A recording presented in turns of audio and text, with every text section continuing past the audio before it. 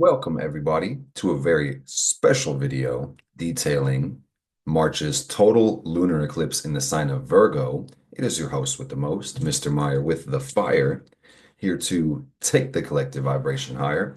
And our sole intention is to reconcile all paradox with love and truth. I love you.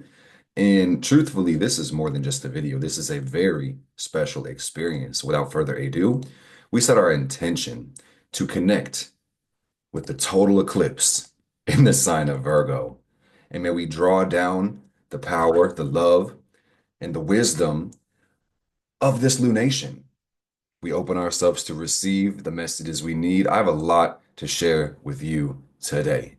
So let's get back to the regular, programming. Do you guys like the new setup, the new office, the new lights? I really like it. So here's a breakdown for what we're going to go over during this video. We're going to start by talking about the moon, the lunar cycle. We're going to detail the sign of Virgo. We're going to pull some extra energies concerning this total eclipse, and then we're going to go sign by sign through the whole zodiac, covering your specific chart through the houses, seeing how this energy may affect you. And then we're going to end this video off with a reading. And there is going to be a lot of magic in this video. So, because you clicked on this video, that means you allow me in your energy. All right? So thank you for trusting me to be your guide in this cycle. This is going to be a great time. So, number one, let's talk about the lunar cycle. Let's talk about the moon, because this is a very special moon. The full moon happens every month. Some would say that the word month comes from moon. The lunar cycle takes about 28 days or so to go from new all the way through the waxing to full and then all the way back to new. So, very cool. This full moon is the culmination of the lunar cycle. It's basically the halfway point. So after we have that new moon phase, 2 weeks after, the moon will be full. Essentially, the earth will be between the sun and the moon, and then the moon will reflect the light of the sun back to the earth, and therefore the moon will appear full from our perspective. So a lot of people know this physically. That's the astronomy of the full moon, but metaphysically and symbolically, this is the time to release because the moon is the container. The moon is the closest satellite to the earth. The moon pulls on the tides of the ocean with its gravity, and we are mostly water in our body composition. So almost everybody knows the moon directly affects our emotions and our tides and our day-to-day rhythm. Okay. One thing that you may notice is that your rhythm might get a little bit disturbed or out of whack in the full moon. I usually go nocturnal, around the full moon, but it's pretty cool. Anyway, the new moon is the new beginning where we plant our seeds in the universe. It's one of the best times to set intentions, and those will grow over the waxing phase. And then when the moon is full, we have this opportunity to see what has grown. All right. It's worth reminding the roots create the fruits. So this full moon in the sign of Virgo, this total eclipse, this is the culmination of past energies. And now we're having this time to look at what's been grown. The key word for the moon being full is illumination, as the moon is super bright in the night sky. So we get the opportunity to see, how are the seeds we've been planting? Is it good fruit? Are they sweet? Are they bitter? Do we plant in, rich soil or nutrient deficient soil? What's it like? So this is a great time to initiate revision and to release things from your life, because after that full moon, we're going to have 2 weeks of waning. And this happens in perpetuity. I know this is basic for a lot of people, but it's worth the foundation to make sure we actually get the full picture, okay? So when the moon is full in any sign, it gives us the opportunity to be fulfilled. And I really like the analogy of a cup. I wish I had a cup on my table. We'll use these hands, okay? So imagine at the new moon, the cup was empty. And then over the waxing period, it fills up. And when the cup is very full, it can't take on any more energies until energies are released from the cup. All right? The moon is your heart space, it's your inner world. So connection is direction. The best thing you can do in these cycles is really just tune into your feeling and really trust it and go with the flow, okay? the energy that we're having the opportunity to be fulfilled in is the sign of Virgo. And there's a lot to be said about Virgo, and I'm grateful I can give you this video because I'm a Virgo rising. I have very strong Virgo energy in my chart. I was built like this. Virgo is the sixth sign of the zodiac. It's mutable earth. Its symbol is the maiden or the virgin. And this is one of the most practical, detailed, meticulous, and focused signs of the zodiac. Virgo has a lot to do with schedule, habits, routine, and health and healing. So, this full moon, this total lunar eclipse has everything to do with our well-being in our day-to-day, in our state of being.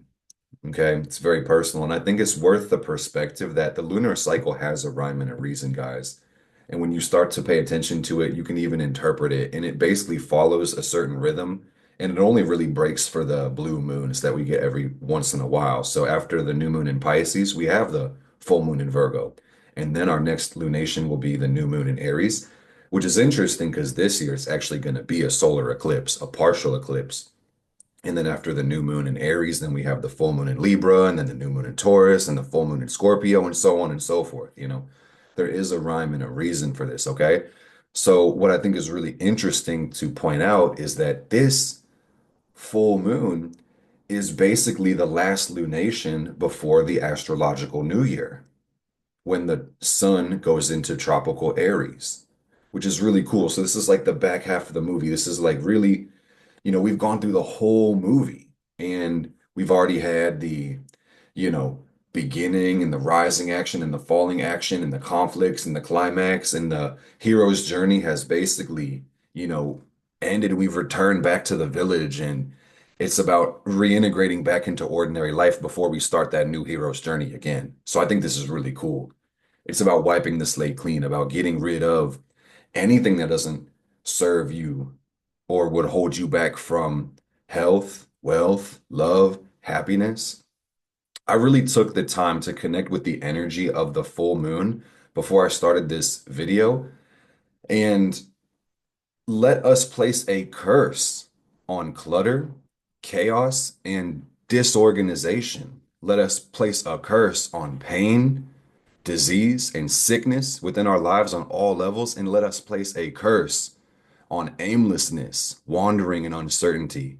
And let us invoke and bring in the blessings of cleanliness, order, and focus, health, wellness, and joy, purpose, focus, and certainty. Let us receive the gifts that the universe has to offer. So I've got a little bit more to share with you about this energy. And just remember, magic is really powerful. Some people will say, it's not a good idea to do manifestation and magic during these times. And I personally don't agree. I will say that the eclipses are like supercharged lunations. Whether it's a lunar eclipse or a solar eclipse, this time it happens to be lunar. We get eclipses every year, and they really do characterize the theme of the year. They happen in pairs. So this is eclipse season where we have, this total eclipse on the 14th, and then we will have our partial solar eclipse in a couple weeks after that, about 2 weeks. So we've got this season of eclipse energy, and frankly, these are supercharged lunations. So the energies of these cycles will kind of follow us for many months. I mean, and if you really think about cause and effect, this could be said for any lunation, even a regular new full moon or, any lunation beyond an eclipse. But just understand that, an eclipse happens when the moon's orbital plane is going to intersect the sun's ecliptic plane or the Earth's ecliptic plane around the sun. And then therefore, that's why you'll see the blocking out of one of the luminaries. Hope that makes sense. In this eclipse, you should be able to see with your eye. And a lot of times, the moon may take on like a dark red glow because of the Earth's atmosphere and the light bending around it. So that's pretty cool. But the point is, guys, this is a really powerful one, so we're going to make the most of it. I have a Sabian symbol to share with you. And my brother Christian, shout out to Christian for putting me onto this. This lunation is happening at 23 Virgo. And I'm going to pull up the chart. We'll talk about the aspects and then we'll jump into the sign breakdown. But the Sabian symbol for 24 Virgo, 23, 24 Virgo is Mary and her white lamb. And keep in mind, this is the sign of Virgo, the most pure and meticulous and detailed and whole sign. And virgin doesn't necessarily mean, asexual or celibate. It just means whole in yourself, belonging to yourself. All right. This symbol, Mary and the white lamb, it can show purity of motive in pure and wonderful relationships and friendships. However, it can also point to dependence or codependence where people can't stand to be separate. Hence, relationships may need to be assessed to see how healthy they actually are. The need for constant reassurance that everything is okay can be wearing and put a strain on those involved. Keeping a sense of innocence and purity will lift you up and out of any problems. Be loving and be there for others, and don't let things get out of hand, as you could find yourself sewn at the hip with another and not able to get any free time for yourself. Simple, childlike innocence or pure escapism. Feeling stuck in a relationship, no room to move, kindness, friendship, bonds between people or pets, looking out for somebody, avoidance of the real picture, naivete, doubting motives of others, paranoia, stalking, doe-eyed attraction, jealousy through favoritism, and being the black sheep. That's a lot to take in. Hopefully that resonates with somebody. I feel like it does detail the Virgo energy very well because Virgo is service oriented and you did take in, the banishing and the invocation. At best, Virgo has everything to do about focus and the work that we're doing, how we contribute to the world. But at worst, this is one of the most self-doubting, nervous, distracted, disorganized signs in the world, and it can suffer heavily from denial. So that's not good. And what's really interesting about Virgo is ruled by Mercury, and that's the left brain and the motor nerve. So Virgo is very analytical and methodical and detail oriented and focused, and it really wants perfection, and that can make somebody a nervous wreck. And when perfect becomes the enemy of good, your best effort doesn't even impress you, and that's very sad and very debilitating to the psyche and the soul. So one thing I've noticed more than anything is that in the Virgo energy, the Virgo people or anybody with this experience really needs reassurance more than anybody else. So I did pull a couple cards just to start off, even from the Moonology deck. This is a really good one for the lunations. Shout out to Yasmin Voland. As far as the full moon and Virgo card from her deck goes, you are good enough, is what this says. Can we see it? No, we can't. Can you believe that I said it? Okay, yeah, you're good enough. Full moon in Virgo. And also, we've got our full moon eclipse, which says conclusions are in reach. All right. And the thing about a full moon, it is basically culminating the lunar cycle. But with this being supercharged and being a rare occurrence, you may see faded beginnings and endings and certain things in your life that are just being shed totally. Keep in mind, Virgo has a lot to do with cleaning. So, as far as practical advice for everybody, as we move into the first sign, I would strongly recommend that we focus on simplicity and avoid overcomplicating anything in our life because pressure needs to be put on the process in the system. You don't put pressure on yourself. When you put pressure on yourself, you collapse. You fold under the pressure. Okay? Pressure on the system, not on the self. So let's pull up the chart and let's talk about these angles and aspects and all the fun stuff that's going on. Because this one really is a fun one, and I'm really excited. Super excited. Okay, there's the screen share. Good stuff. So let me move myself so I can adjust the clock. All right, all right, all right. So this is a really interesting cycle, and I need to move up a couple hours. And we're going to start with Virgo, and then we're going to go forward through the clock, so Virgo and then Libra and then Scorpio. And that actually is going to make the moon go backwards through the houses. So that's something to consider as we go through this cycle. So the moon in Virgo is really asking us, what do we need to release from our personal lives? And I also found a post from Saturn and Honey, and shout out to Rachel for sending this to me. But these are really good, you know, thought experiments and even like journaling prompts as far as this energy goes. So the lunar eclipse in Virgo really is about recentering on reality, and it prods at the body of life until it finds whatever needs to be expelled or exorcised. This is the kind of eclipse under which things disappear, we lose things, or we choose to get rid of them. Their disappearance may be unwanted and painful, or it may be very much intentional and chosen. It may be simply the unexpected removal of an obstacle. It shows us what's wrong and facilitates change and identifying what can stay and what can go. What I really think is cool is that Virgo has a lot to do with cleaning. And as far as magic goes, it's worth saying that cleaning is one of the most powerful banishing rituals that you can actually do.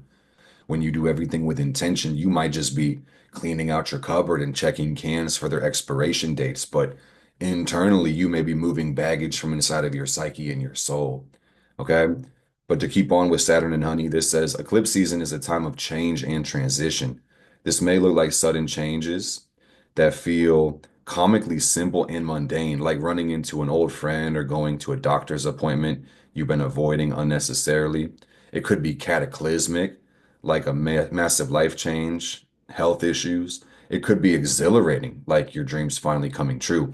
But keep in mind, these are rarely a one-day event, like we were talking about. This could emphasize effects that last months at a time. So that's worth knowing before we start going into the houses, okay? This is the season of getting shit done. It's the Virgo full moon. All right.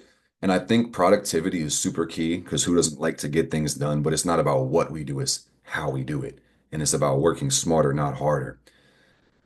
It's really difficult to lead any organization when you're not organized. And allow me to yap for another minute, before we jump into the astrology. I think one of the best things I did for myself many years ago was do a little bit of studying on manufacturing.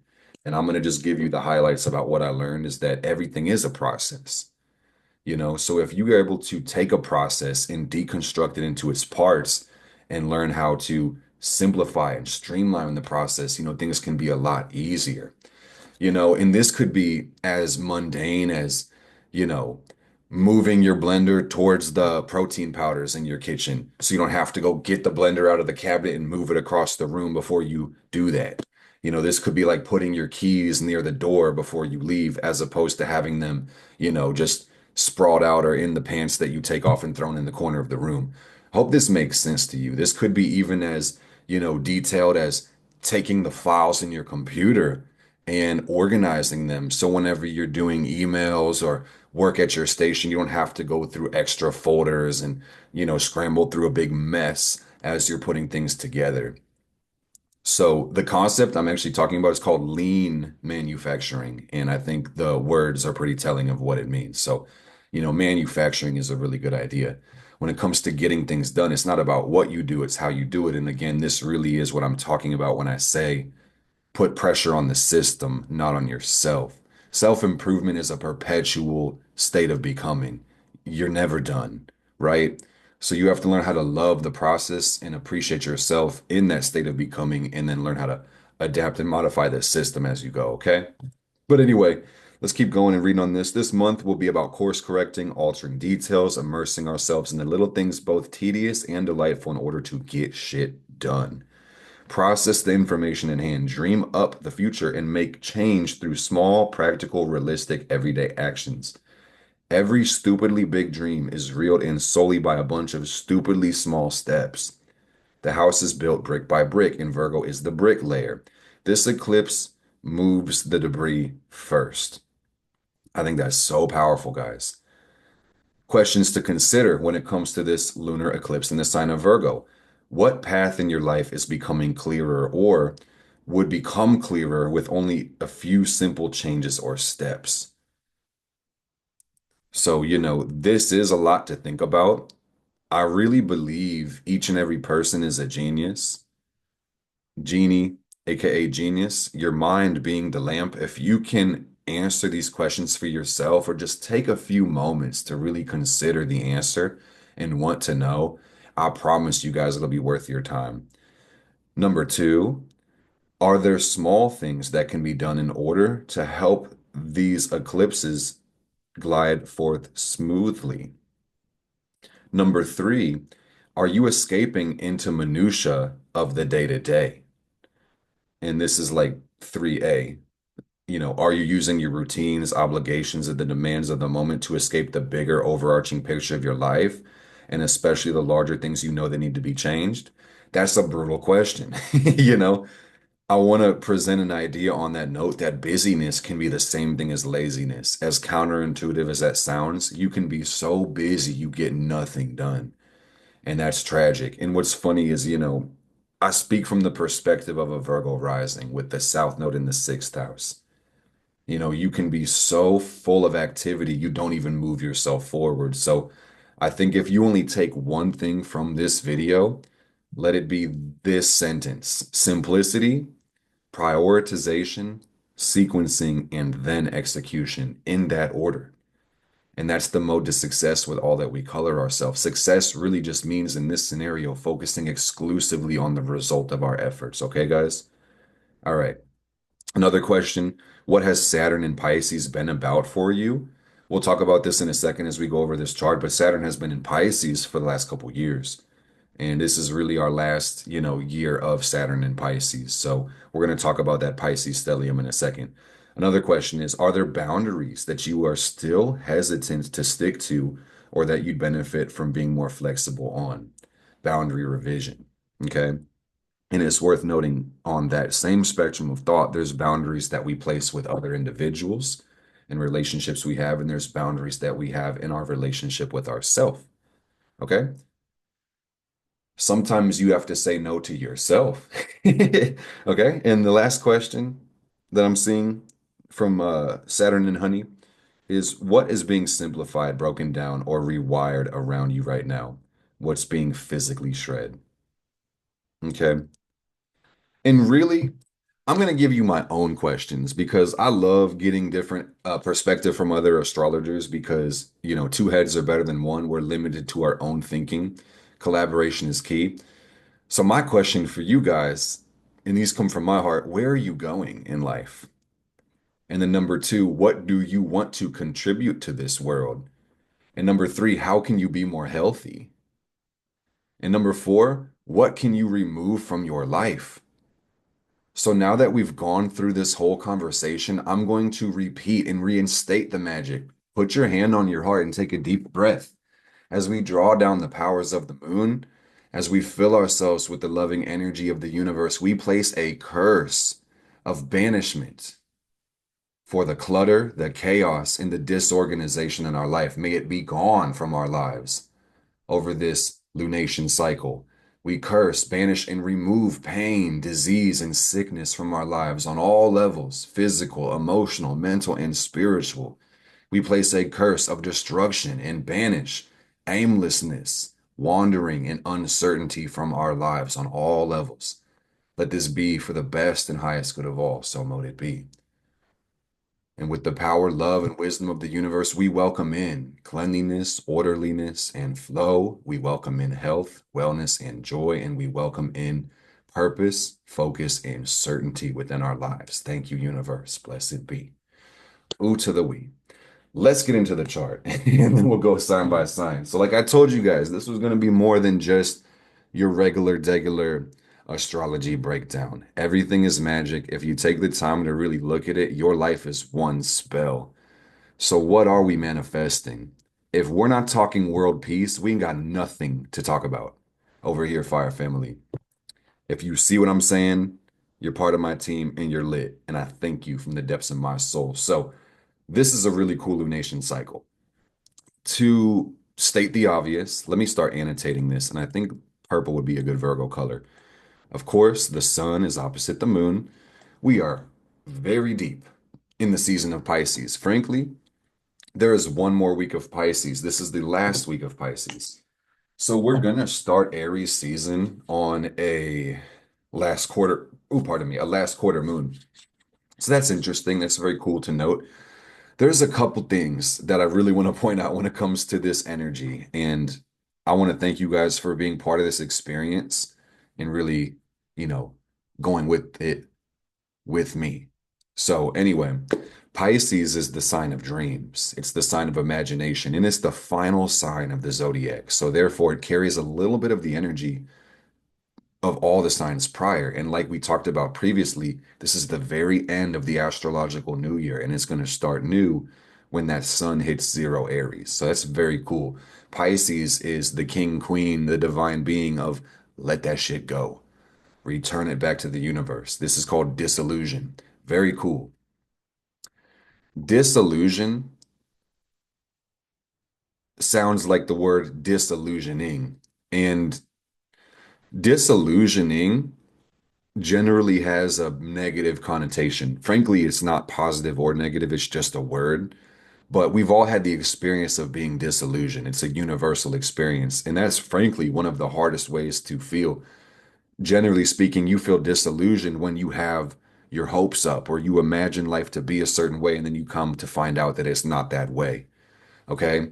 So what I'm really seeing is this Virgo full moon is kind of like a reality check with the moon going through this earth sign and balancing us out with that sister sign. So that's very cool. I mean, and plus with Saturn in Pisces, we of course have the sun conjunct to Saturn. And this happens every single year as we orbit the sun and the sun goes through the zodiac from our geocentric perspective.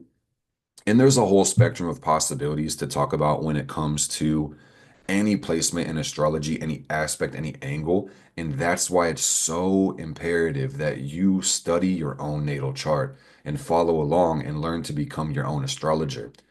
If you have not yet had your chart read by a professional, I am offering full natal chart interpretations. You can hit the link down below to get one or join Simplified Astrology, and that will begin your astrological journey. And then you'll be qualified, capable of doing this yourself. And I really advocate for that because as much as it brings me joy to bring these videos to the masses, nobody knows you like yourself. So that's worth noting when it comes to this sun conjunct to Saturn, this spectrum could be as positive as feeling like the king or queen of the world and looking for that next level up and being as strong as possible. Or, this could be immune suppression or feeling defeated or feeling, inhibited and limited because you've got two characters here. You've got the sun, which is the spirit of life, joy and, the inner child and the joy that life brings. But then you've got Saturn, the big bad wolf, the devil, the planet of restriction and boundaries that you know, will say no to damn near everything, but at the same time, through principle and integrity, Saturn allows what is good for longevity. Saturn is serious, and Saturn is not here for a good time, it's here for a long time. But when we've got things, stable for the long term, then we can start to have a good time. Saturn is the planet of duality. So, what's really interesting about this lunation cycle is there's a new alchemical process starting during the beginning of it with the Sun conjunct to Saturn, which has everything to do with turning your lead to gold. And that's an old alchemical adage, but that's a metaphor for turning sorrow and the pain of life into the joy and the happiness that life can provide. But you have to be willing to work on yourself. And that's a very big Saturn Sun conversation. Another thing I really want to circle back and speak on during this cycle is that you want to not be too damn hard on yourself. Because Sun and Saturn is the definition of being hard on yourself. You need to be self deprecating enough to initiate growth. In other words, not suffer from denial. I don't know about you guys, but I've never suffered from denial ever in my life, not even right now. Okay. And that's a joke, but dumb. But anyway, if you see yourself as perfect, there's no need to grow, right? So self-deprecating enough to initiate change, but not so self-deprecating that you feel defeated before you get started. You understand? There's a healthy balance between there. We don't want to go to extremes. We want to walk the middle way. We're always in a constant state of becoming. So I want to explain something else about Virgo. Beyond this being ruled by Mercury, the planets Venus and Jupiter are the most challenged in the sign of Virgo. So in order for us to tap into this energy best, we have to understand how Virgo really works. And, while Venus falls in Virgo, you got to realize that the beauty's in the details, but the devil's in the details too. And there's always something to criticize or pick apart. And if you let perfect be the enemy of good, you'll just never be happy in life. So you just have to love and appreciate and accept growth and all of its, flaws and, ineptitudes in the current process. And what comes to my heart is that your mind is like a garden, and weeds are going to grow automatically within it. And you wouldn't hate your garden for growing weeds, so you shouldn't hate yourself or your mind for being negative or having criticism. And it's worth reminding, that Virgo is very much about the body and the nervous system and the gut and our survival. And the human body is built for survival, it's not built for happiness. So you have to be kind of like a ninja, and a genius to be able to find the fulfillment that life can provide you. Because quite literally, guys, the body is built for survival. So that means that we're most good at threat assessment, and that gives everybody in the world a negativity bias. So you actually have to work a little bit harder to become a positive person. It's not going to happen automatically. Okay. So that's worth noting. Be positive in this cycle, okay? And don't be too damn hard on yourself. As far as other angles that are going concerning this lunation, I really love to see that we have, let's start with Mars. So Mars is trying the sun still, which of course is going to put it in a sextile to the moon. So Mars is a heavy hitter in this lunation cycle. Mars is the planet of power and direction. So I'm telling you guys, if we really just sit on our own energy, the direction is going to become clear. It's worth mentioning meditation, these daily habits. I really want to put a curse on I can't as well. Like from the depths of my soul. As a new coach, I've been coaching for years, but as I've taken on new people in private coaching, it's just become more and more clear that, our thoughts do create our reality. And whether you think you can or can't, you're right. And I just hate when I hear people say they can't do things that benefit them. All we have is time. I have ADHD. I'm very neurodivergent. And if I can meditate, so can you. And it's for your benefit. Me personally, I don't like being told what to do. So if you know something can benefit you and your recalcitrance or authority issues are getting in the way, pretend you're giving yourself that advice. Meditation is key, especially with all these planets being in water, my friends. Connection is so much direction at this time. So one of the best things you can do every day is meditate. And if that sounds like too much, man, just the easiest way for me, just put a timer on for 11 minutes and 11 seconds and just sit down, shut up, and focus on your breathing. And the cool thing about meditation is you build up more self-occupation.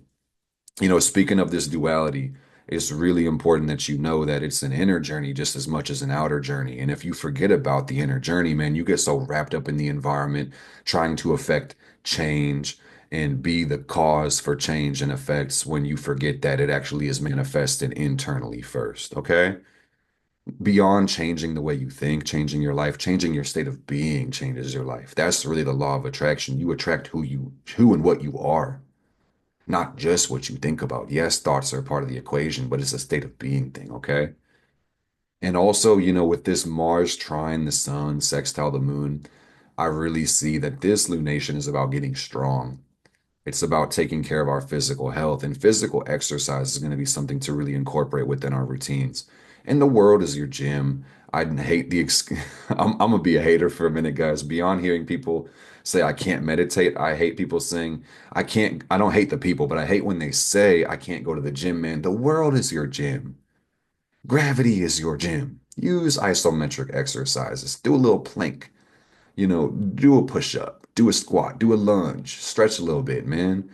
And I really want to advocate for the latter too. Do the exercises that are the most fun and exhilarating for you, because this is really the gift of this water energy, is that exercise is actually supposed to feel good. Like that blew my mind. I never knew that at first. I thought it was exhausting and like I thought it was hell. No, you're just not doing the exercises that are great for your body. It feels good to be strong. It feels good to be able-bodied. So for those that need that reinforcement and encouragement to get on that exercise journey, I recommend you start with the yoga and start working on that mind muscle connection and breathing into your body and letting energy flow through your body a little bit better so you actually experience having more life, having more energy, and that's going to make every part of your life inadvertently improve. So I have another question for you guys listening back home is like what parts of your body feel restricted? Because it's inner and outer, what parts of you need healing? This is the sign of healing. I mean, and I don't think anybody asked me, but I'll answer the question. It's like, I need heart healing. I need solar plexus healing. I need healing in my root. Frankly, my whole chakra system needs a little bit of a tune-up. But, what I think is really interesting, and I'm glad I'm speaking on it, is that with the moon governing over the heart space, the moon traditionally rules Cancer, and this is in the sign of Virgo, healing. This moon has a lot to do with healing the divine heart, and consequently, all the people in the world healing their hearts. And I think a big part of this is just genuine self-love and acceptance and realizing that, even on your worst day, you're still worthy of love. Even with all your complications, ineptitudes, or shortcomings, you're still worthy of love. You're still beautiful. You still matter. I want to speak about the moon for a second, guys. The moon is the ninth sphere on the tree of life. And this is a reality map. This can be really worth studying and looking into. So we live on Earth at the very bottom, number 10. But in order to ascend off the Earth, we have to connect with the energy of the moon, which is the sphere of Yesod, foundation. In the vision of the moon, because each sphere has a vision, the vision of the moon is the machinery of the universe. And what that basically means, guys, is everything serves a purpose. There are no extra parts and there's no missing parts in the universe. This universe is perfect by design, which is really cool. And that's kind of hard to admit when we have struggles. And sometimes Virgo as an archetype reflects crisis and things we got to work on. So I'm telling you, even your worst days, even your enemies, even the people you can't fucking stand, it all serves a purpose, man. As far as spirit, deity, to connect with the energy of the moon, of course, you've got Diane, you've got Selene, you've got Hecate, even Ganesh is a deity of the moon. And I recommend we connect with at least one or all of the above and, just shout out to the gods and goddesses walking along our path. Elephants are very much moon animals. There's a whole lot of them that I'm, blanking out on, but like bats also could be a moon animal and, so on and so forth. Even a crab, I could go on and on. But anyway, the vision of the moon is the machine of the universe and the obligation of this sphere in order to really connect with it is trust. You have to trust the process.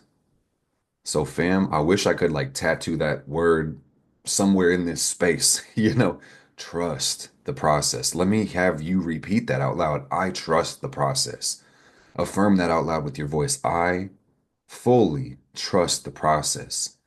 I know, and put your hand on your heart. I know I'm in the right place at the right time right now. Everything is working out for my best and highest good. Thank you, universe. It feels good to be alive. Doesn't that make you want to smile? That's so cool. Okay. But anyway, the virtues of Yesod, it's worth mentioning. And this kind of goes hand in hand with that Sabian symbol. The virtue is independence. The vice is dependence. And the symbol for Yesod is the cup of compassion. All right. It's the water element. It's the chalice. Can we hold the cup of compassion for ourselves and for others, for the world? It's worth noting, guys, that unconditional love does not mean unconditional relationships. And there's a lot to say with, this Virgo moon, Sun and Saturn and Pisces, Mars and everything. Unconditional love does not mean unconditional relationships. You can hold the cup of compassion for somebody while you're saying, hey, man, you're being an asshat, and I won't allow you to treat me that way. Love you, respect you, but no, that ain't gonna happen, you know? Another aspect I want to show you guys is that we also have the moon making a trine to Uranus. So all of these angles will operate simultaneously, but it's cool to look at it from this dimension as well. This moon I should say not sextile, but moon trine Uranus, sun sextile Uranus has a lot to do with liberation, fast, unexpected changes. This might be kind of a chaotic time, guys. Uranus has the tendency to raise the vibration of everything it touches. So, there's no telling what's going to happen, but it will be for our best and highest good. I know that without a shadow of a doubt. Okay. And I mean, I feel like a broken record, but lastly, I just want to repeat, guys, this is the lunations on the nodes, and that's actually why it is an eclipse. Hope everybody is seeing that as the moon intersects the ecliptic plane, therefore we get that partial or total shadow. And that's how you can see this moon really close to the south node and the sun really close to the north node. That's how it plays out. Okay. So it's very powerful. This energy is about aligning ourselves with our purpose. And it's so important, my friends, that you look into your own natal chart and look at the sign and house placement of your own north node and your own south node and your own natal moon position and your sun and all of it, and learn that you are a solar system and you are perfect by design and you're in a constant state of becoming, and there's a lot to work on and you need to enjoy the work. Okay. So I feel like that is basically the gist of this moon cycle. But let's start breaking down these signs and going through the houses. And we're going to start with Virgo. And I want to remind everybody, because this moon is in the sign of Virgo, every one of us is going to feel, this Virgo's interpretation a little bit too, okay? So let me back that up for a second. Oh, another thing, as we're talking about it, because we're still in the collective energy, and the more we go through the signs, it'll be more specific. But it's worth noting, guys, that Mercury is stationing retrograde at the time of this lunar eclipse. And that's not a good thing. It's not a bad thing. It just is. Personally, I love Mercury retrograde because where others would see obstacles, I choose to see opportunities.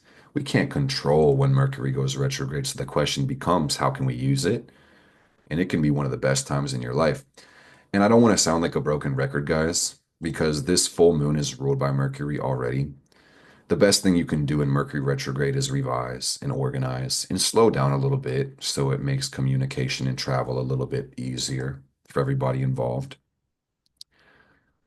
Anytime technology gets weird or travel gets complicated or miscommunications ensue, let that be an opportunity for you to slow down and check in with yourself and, adjust the process. Okay? So here is the Virgo rising chart. We've got the full moon in the first house, which of course is going to put the sun in the seventh house and Uranus in the ninth and Mars in the 11th and all types of fun stuff. Pluto in the sixth. Let's go. And I love this, man, because I was born a Virgo rising. So honestly, I feel very happy. Like I just moved. I feel very much at home. Life is beautiful. Life's good. I hope all the Virgo risings are having a great time on their side of the map, you know? And beyond that, like I said, because this is the sign the moon is in, we'll all kind of feel this energy. But specifically for the Virgo risings, I want to really say that this is going to be a time of personal self-reflection, and that's characterized by the sun in the seventh and that full moon in the first house. And this is everything in your personal life going in revision. Your new life is going to cost your old one. And really, connection is direction. The question is, Virgo rising, do you feel good? And how could you feel better? How can you be healthier? What habits do we need to implement? The first house has a lot to do with the body and our characteristics and our personality. But based on the last thing I just said, guys, anything personal to you is reflected by the first house. So this could be, shifting identities for the Virgo rising people. This could be about changing who you interact with on a daily basis. That could be about your habits, your schedule, your routine. This could be about your job. It could be about all the 12 houses, truly, because it is so personal. Okay. But what I really see with these people is it's just about boundaries. Saturn is so loud in the seventh house, and all this Pisces energy is begging us to make our dreams come true, to let them manifest. And like we talked about earlier, every big dream was really the result of stupidly small steps. That journey of 1,000 miles takes a single step to begin. So you have to be willing to do it. And the best thing you can do is get clear about what you want. What's going to really suck the most is being disorganized, falling prey to the chaos of the world or the chaos that we create. And there's always going to be chaos in the world, but you just have to learn how to push through the noise and create sacred space. So with this Virgo full moon in the first house for these people, it's going to be a lot about purification rites and cleansing up your space, cleansing your house, working on moving good energy through the chakras and the meridians and taking deep breaths. Okay. Mars in the 11th house is asking us to focus on the future, focus on growth, focus on our community, be a leader, connect people together. And I mean, this next thing I'm going to say almost goes without saying for the Virgo rising people, but I'm pointing to Pluto in the sixth house now. And Pluto is where the power goes. So I'm going to touch on this as we go through these houses, guys. But Pluto is really one of the most powerful planets in all of astrology, even though it's so far out. Pluto in the sixth house is asking the Virgo risings to be obsessed with service. But keep in mind, your number one obligation is your health. Because if you don't have health, you don't have anything. If you're in debt to yourself, you can't buy anything. Okay. So really and also I see Venus, Venus is in a pretty challenging place for all of us right now in the sign of Aries in a retrograde. Venus is in its detriment. And really, the eighth house is also pretty challenging for Venus. So the Virgo risings, they really have one of the most difficult Venus placements right now. But that's not a bad thing. This could be one of the best things, really. Could go either way. How you see it is how you see it. But anyway, what I'm seeing with the Virgo rising is about, you manifesting your deepest dark desires. And with honesty, with integrity, this can be harmonious as well. You can have your cake and eat it too. This looks like a glow up for me when I'm thinking about the Virgo rising energy. This is about health, wealth, love, and happiness and being fulfilled. So, Virgo rising, the real question is, are you willing to surrender the chaos and the clutter and the disorganization and the aimlessness and the distractions for your dreams to manifest? Just keep in mind, sacrifice is a natural part of life, and this is hard for some because it makes us feel like our life isn't even ours. But in order to get something, something has to be given, right? And I think addition by subtraction is a genius idea. Sometimes it's not about what do we implement. Sometimes it's about what do we stop doing to make our life better. Because there's doing habits and there's not doing habits. And I think it's really beautiful that when you stop doing certain things, you free up space and energy. And then that energy will inadvertently funnel towards your most important priorities already. Okay, guys? So, Virgo rising, my best advice is to just focus on prioritization, sequencing, and then execution. And then, you also have Jupiter in your 10th. This is heavy about you focusing on your career and focusing on your legacy.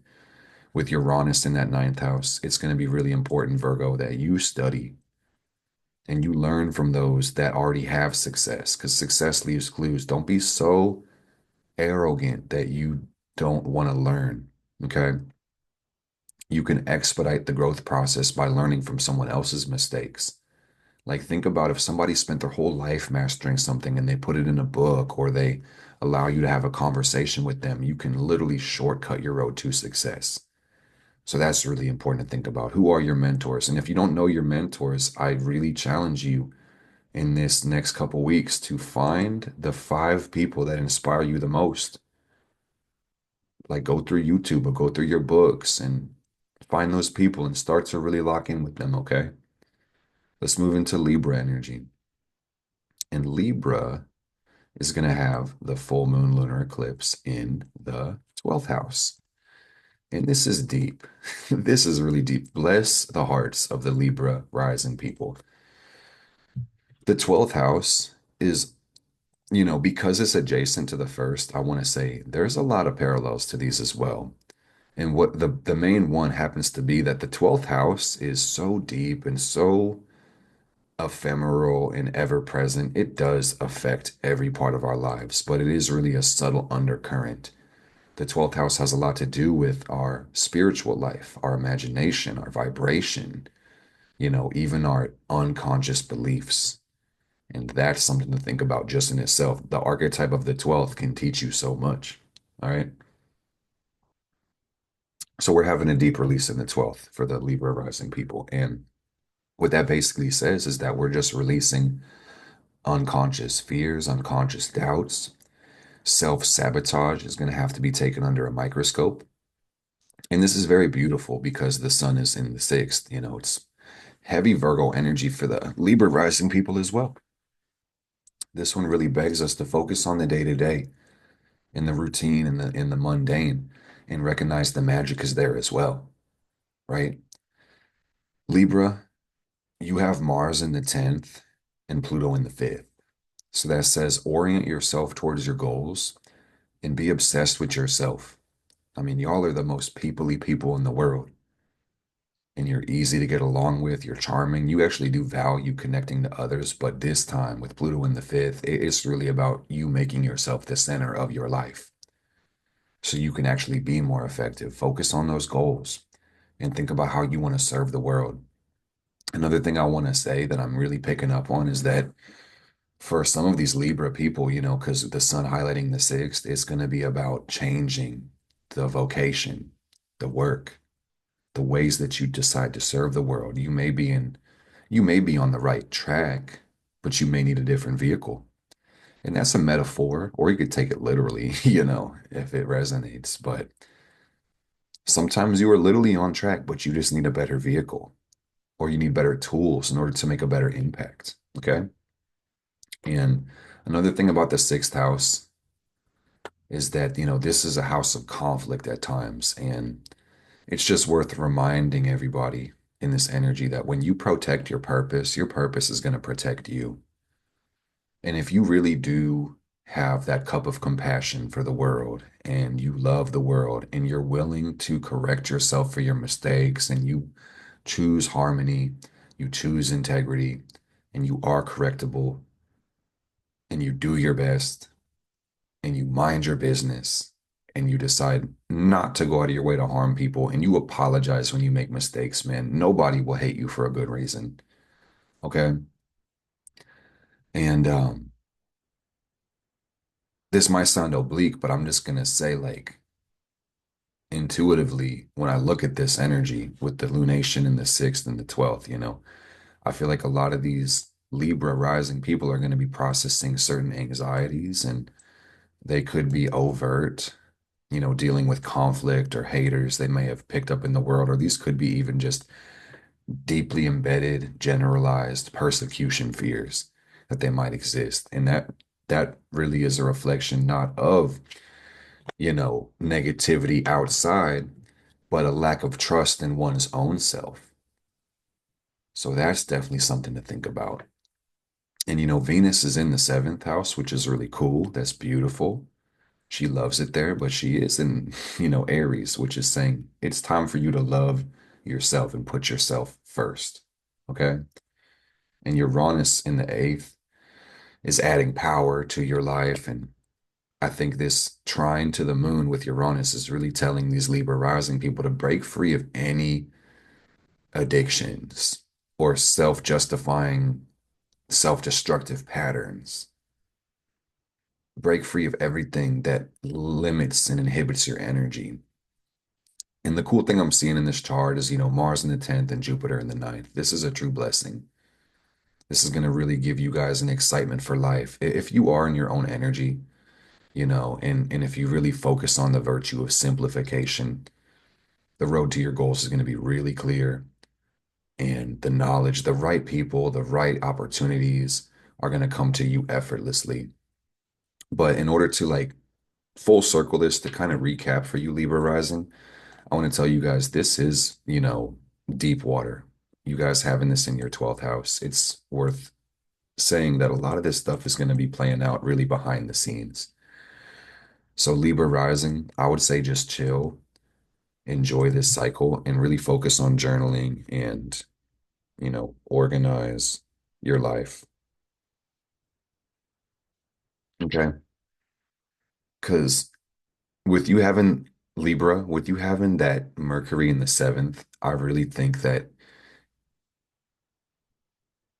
the way you talk to yourself, the conversations you have with you, when you use that 12th house solitude, fam, you're going to teach yourself a million things. You're going to find all the clarity you need from yourself. Really cool. So now let's go to Scorpio. And Scorpio has the new moon, pardon me, the full moon in the 11th house and the sun in the fifth. All right. And this energy is all about breaking free in your community.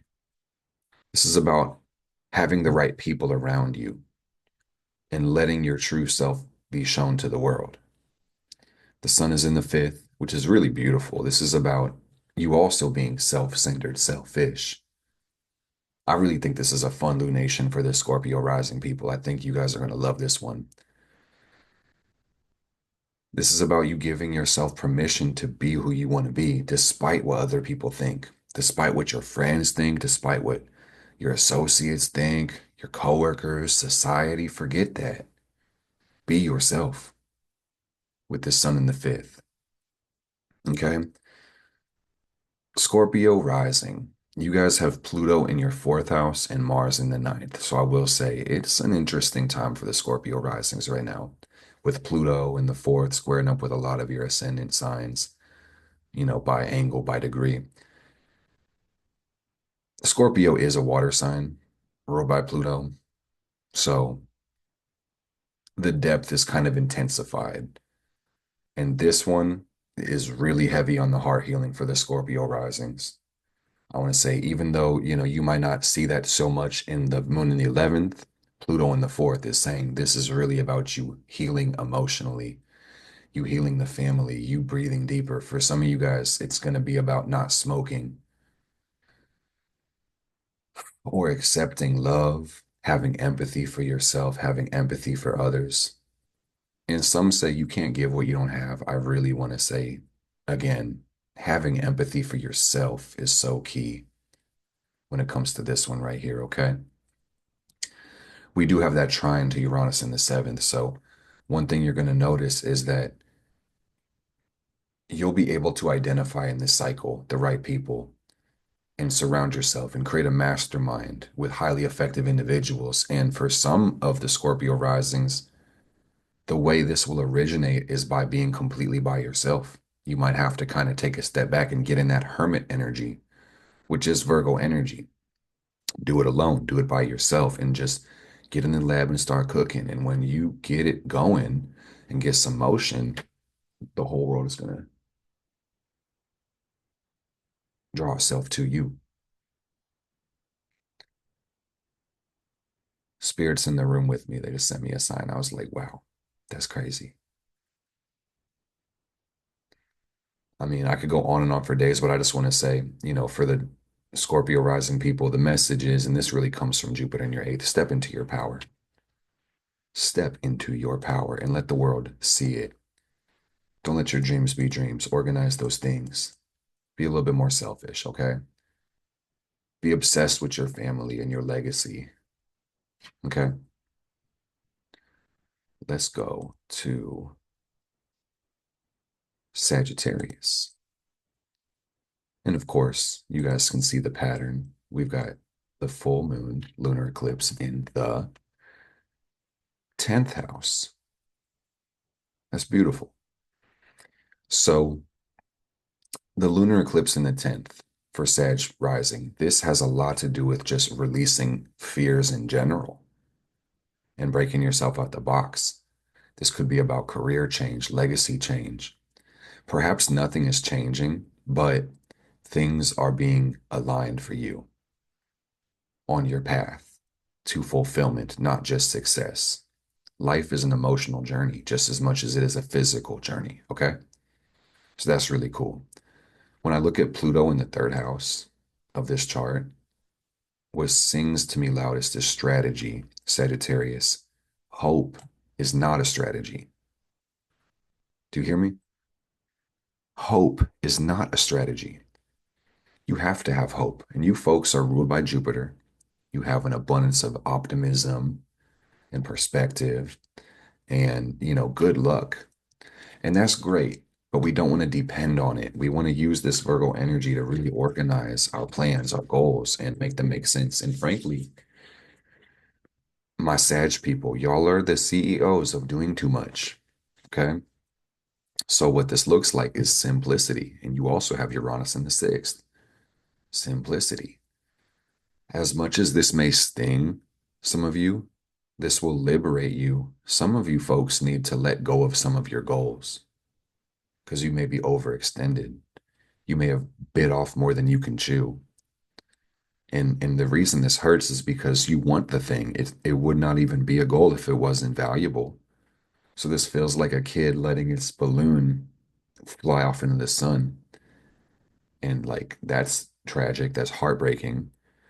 But at the end of the day, it's like you may have a way better balloon in your hand already that you need to pay attention to, you know? So make it make sense. You got a very powerful Mars placement right now. Mars trying the sun. I'm telling you guys, you just need to get into your magic, sit with yourself, shut the world out for a little bit, and trust your inner vision. I see Mars in the eighth, but more importantly, I meant to say Uranus in the sixth says that a lot of you guys as well are going to be breaking free from, mindless routines or quitting your job or creating a new job for yourself. Or this might look like promotion, a more effective way of doing the work that you're doing in life. That's really cool.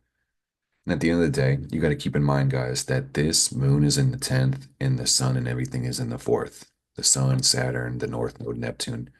This is about answering your heart's calling. And in context of the 10th, my friends, the public might not get it. Your family might not get it. The people around you might not understand that. But as long as you listen to yourself, you can't go wrong because this life is yours. You hear me? So, one thing I also want to say is that, Venus is in your fifth house, retrograde, and that's cool. This looks like a lot of fun that you guys, I mean, when does a Sag person not have fun? This looks like a really great time. Indulge with restraint.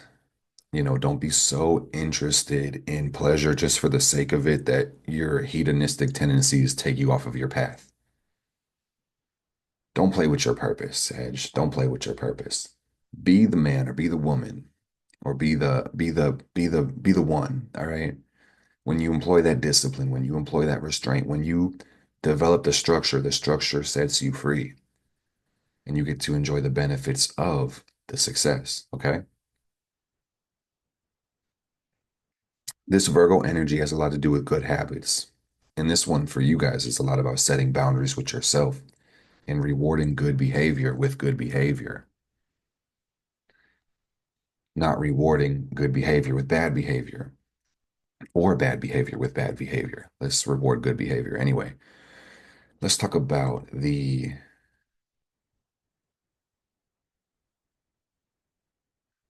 no, before we go back, I say before we go to the next sign, I really want to speak on Uranus for a little bit more, Sagittarius, that you have that Uranus in the sixth, and that just says your gift right now is unique problem solving abilities.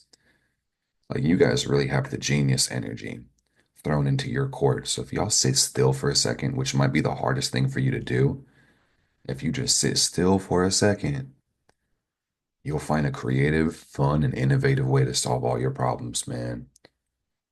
You're too smart to fail. So just believe in yourself and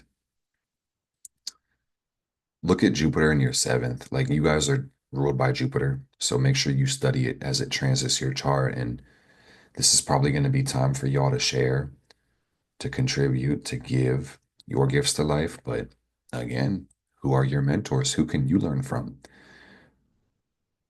Shout out to my friend Will. He talks about the rule of thirds, Sagittarius. So Take this if it resonates, leave it if it doesn't. But you would do well to spend a third of your time with people above you so you can learn from them, a third of your time with people on your level so you can relate to them, and then a third of your time with people, quote unquote, below you so you can teach them. Okay. So I hope that helps. Let's talk about Capricorn rising. So Capricorn has this lunar eclipse in the ninth house, which of course is going to put the sun in the third. And when I think about the eclipse in the ninth, the question becomes, do you guys feel at home in this universe? Are you comfortable with your spiritual path? Your daily spiritual activities, do they make sense? Your studies, your beliefs, your philosophies, these need to come under revision. Okay. And the sun is asking you to see the big picture right now in Pisces season. All right. I see Pluto in your second house, which says that really what you need to be obsessed with and focused with is integrity and stability and your physical needs and your finances.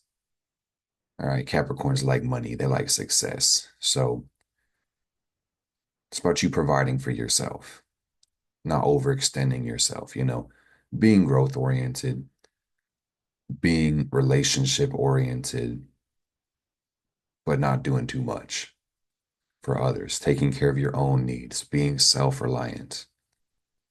I think breakthroughs are going to be coming for these people. Like this looks like a personal growth breakthrough as far as I'm concerned. You go into a new level of your self-development journey.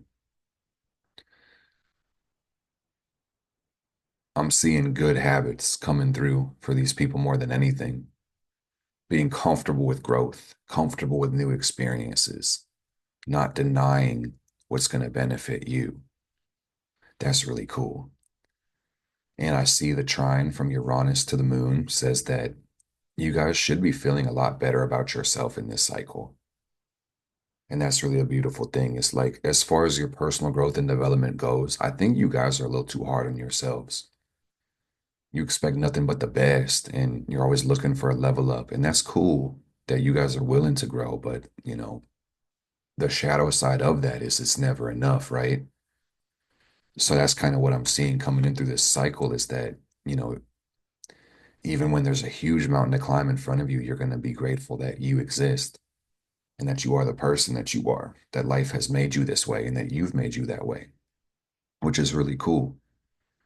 And when I look at the trine from Mars to the sun and the sextile from Mars to the moon, to me, this feels like your relationships are going to be stabilizing a lot and you're going to find a lot more harmony with the people in your lives.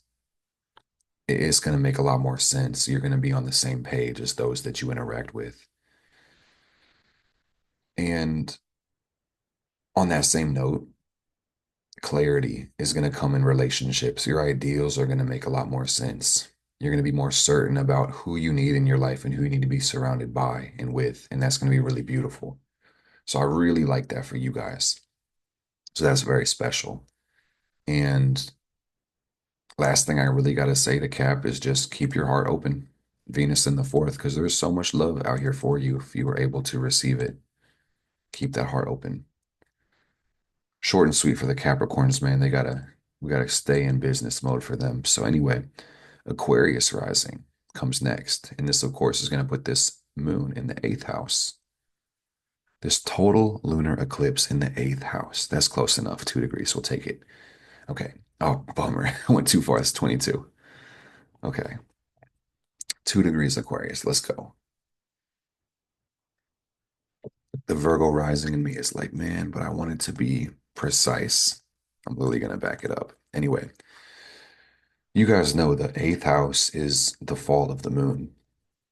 So the Aquarius risings, I'm going to tell y'all right now, man, you guys are probably going to get hit the hardest with this full moon lunar eclipse. But at the same time, this is going to be a breakthrough. Everything's always working out for your best and highest good. There's nothing wrong with this. But when it comes to finance, stability, investment, true breakthroughs are coming. The moon in the eighth is asking you to claim your power and to have powerful habits, to focus on your money. Sun in the second. Focus on your money. Focus on your stability. Save your money so it can save you. Invest your money so you can be rich. And don't play about your health, okay? Take care of it. Focus on your health. Mars is in your sixth. Focus on your health. Be obsessed with yourself, Aquarius. It's Pluto in your first house.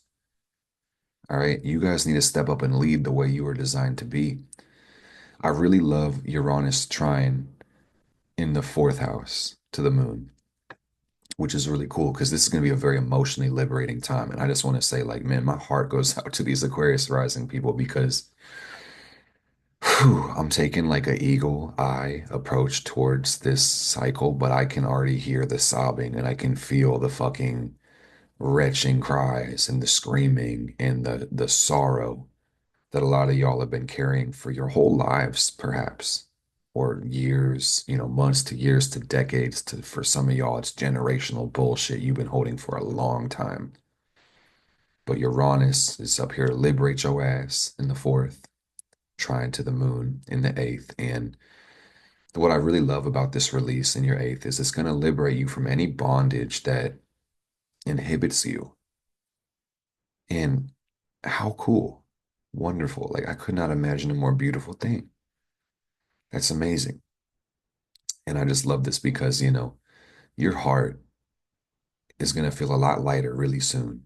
And you're going to find more direct ways to manifest your goals. And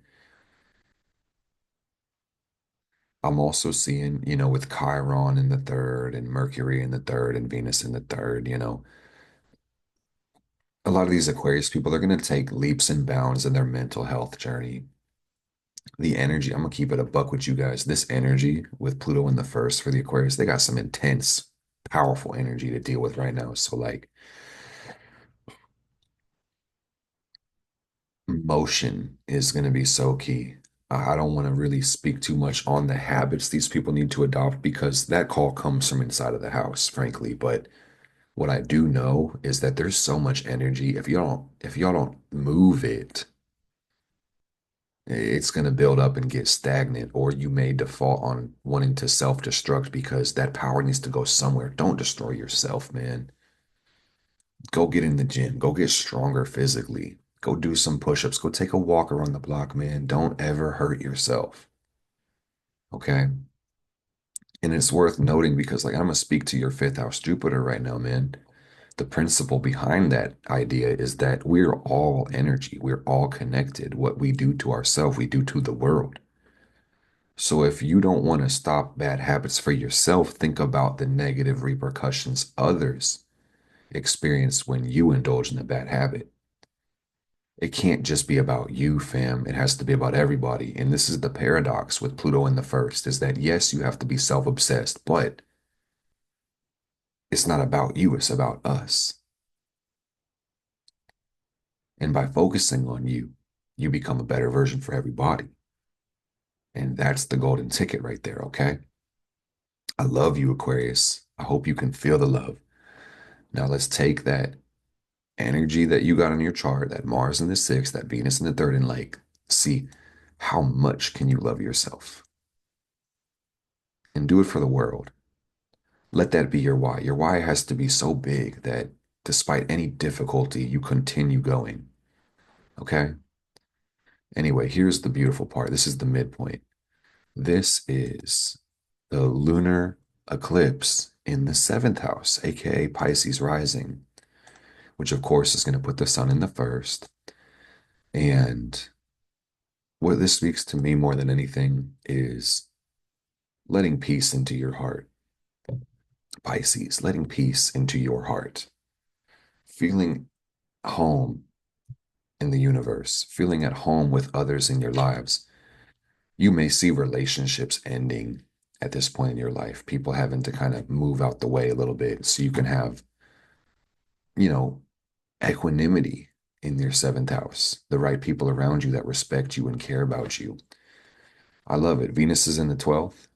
Or I'm sorry, I did not say that right. Venus is in the second. Pluto's in the 12th, but Venus is in the second. And this is really about you taking care of your needs, Pisces. And I want to acknowledge Pisces. You're generally the most selfless sign, the most generous, the most giving sign. It's not a competition, but you guys definitely like take the cake on that. And that's cool, but you cannot forget about you, Pisces. You have to be selfish to some degree. And that's what this moon is talking about, especially with Mars in the fifth. You're not wrong for being selfish, and Uranus is the gift of this full moon with the trine to the moon. Uranus in the third is all about you using your mind and communicating more effectively and looking for a win-win when it comes to partnerships. Because, like, let me tell you guys, it doesn't have to be a win-lose. Frankly, if we employ some creativity, it could always be a win-win. But I love it, man. Pisces season, sun going through your first, Pisces rising. It's really about you glowing up right now. And when it comes to the friends, the associates, lovers, romance, business, any relationship, seventh house, do the people around you admire you? Do they celebrate you? Do they care about you, man? You have no space, no time, no tolerance for secret haters or jealousy or, weird people that don't applaud for you or celebrate you. You need to receive the love that you give to the world. And my spirit guides are telling me, man, I gotta go heavy on that message. Like, you guys may be hearing what I'm saying. Hear what I'm saying, fam. If people are not reciprocating the love that you give them, go where you're celebrated. You deserve to be loved. You deserve to be cherished. You deserve to be seen as special. And I'm sorry if you don't believe that because it's the truth. Your dreams are meant to manifest in this life, and you're meant to be around others that can support you because I'm almost certain the majority of Pisces rising people, which would be you, by the way, are willing to give their shirt off their back for damn near anybody in need. You love to give, you love to help. You're a tremendous force for good in this world. So that says the world, the universe wants to help you, it wants to support you. But you have to allow the right support into your life. Not all support is good support. I want to present a radical idea for you, Pisces. If you are the person I'm talking about who has that deep care in the world, it is a privilege to support you. I don't want you to feel artificially grateful for people's lukewarm support of you. Let it be unconditional, the same way you have for other people. You get me? Like, you fuck with everybody. You ride with damn near everybody. You can put yourself in almost everybody's shoes. So if someone can't accept you, even at your best, leave them alone. Get them out of your life, man. Make space for people that care. All right. I see Mars in the fifth in Cancer. And like, this might sting a little bit, but I'm telling you guys, the road to liberation is here. You need to have some level of hostility for apathy when it comes to your personal life. All right. And that sounds extreme, and sometimes it might be. So let me kind of walk that point back and say that sometimes it's not that serious, and you just need a gentle disconnection when you realize you're not aligned with somebody. Disconnect doesn't even mean dislike. It means I want to see you win, but not over here. I need to focus. I'm guarding my focus. Like, Saturn is in your first house, Pisces. So it's really about self-mastery, personal glow up, being clear about your boundaries, and really, like, as much as I don't like to be needlessly dualistic, it's necessary for me to tell you, Pisces, when you are really fully committed to the mission, it's either you're with me or you're against me. And you have to have no tolerance for bullshit. And what's going to help you the most is you getting clear on your personal goals and really thinking about what you want to create in this world. What are your dreams? And really, the power for y'all right now is Pluto in the 12th. So if you can really enjoy your solitude, Pisces, spend some time by yourself reflecting in these next couple weeks, things are going to be a lot more clear for you by this new moon in Aries, okay? Let this time be for you to really go on that spirit quest and shamanic journey and just come home to yourself and think about your vision. How do you want to see the world? What do you want to create? What are you dreaming about? You can have that. All right, let it be a beautiful dream. Let it be a dream of peace and love and equanimity and balance. Let it be a dream of utopia. It's Pluto and Aquarius. Let's go. It's for us. It's for everybody. How can you be the catalyst for great change in the world?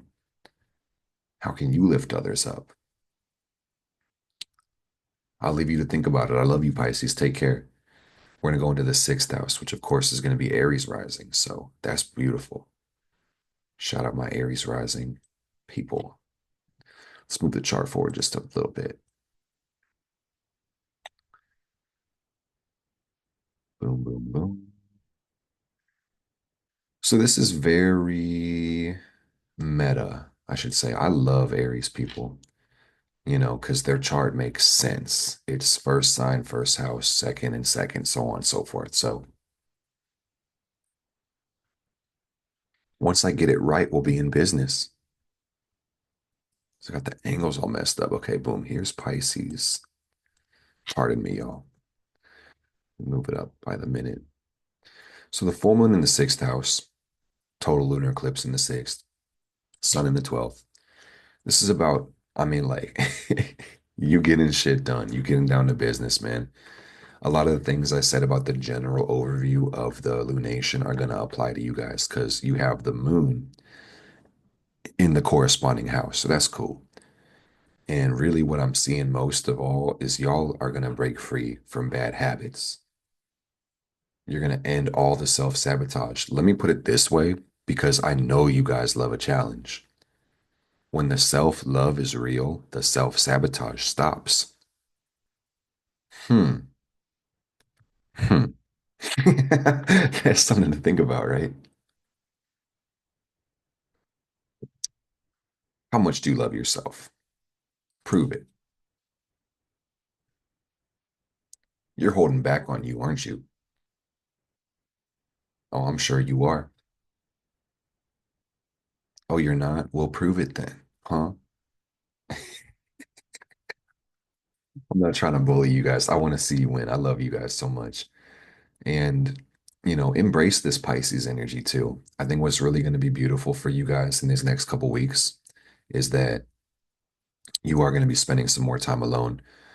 Frankly, some of y'all are really busy right now with Pluto in your 10th and Mars in your fourth, so much inner and outer work to do, answering your call of contribution. Career's got you going through a lot right now, but simplify your life and see what things you can remove or what things you can streamline, what processes could be tweaked and adjusted to make more flow. I'm gonna put it this way, Aries, because Pluto's in your 10th. I'm speaking to your soul, I'm speaking to your power. How could you be the leader of an organization if you're not organized? You really couldn't, or you'd be like a shitty leader at best. And we don't want that. You're destined for greatness. You're somebody special. You have a special purpose. Yes, you. You like who, me? You. Yes, you. Who the fuck? Who is here right now, bro? I'm not just talking to myself. Thank you for listening. You're so beautiful. Keep going, man. Keep going.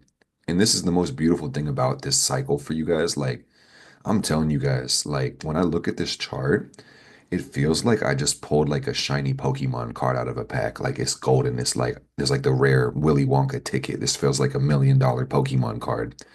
This is magical energy. And I would not encourage you to do anything that would waste your time, but I just want to say, like, Aries, as much as you guys got that fiery spirit and you want to get up and go, I really want y'all to get into your most comfy chair and visualize this lunar eclipse and connect with the spirit of the moon because what's lit up right now is the 12th house. What's lit up right now is the water, the spirit house. So, like, I'm telling you guys, man, if you really want to receive the most from this cycle, just connect your energy with the spirit of the moon and everything's going to fall into place. The beautiful thing about the loaded up 12th house is this is why I'm seeing the Willy Wonka ticket, like the golden Pokemon. It's like the North Node in the 12th is the definition of dreams coming true. Like, how cool is that? That is the best message I could give anybody. And that's through astrological logic. Like that's keywords. That's just translating these archetypes into English. This is your dreams coming true, fam. So I want y'all to get really clear about the result you're looking for. What is my outcome? Get in, hey man, like I'm gonna be real practical for y'all. Keep it real, Virgo. Y'all need to go into the reminder app of your phone and create a daily reminder that asks, what is my outcome? Let that be the label. And just get in the habit of it. You could probably delete that reminder after like a month or so, but just like get in the habit of asking, what's my outcome? What's my outcome? What's my outcome? Be direct.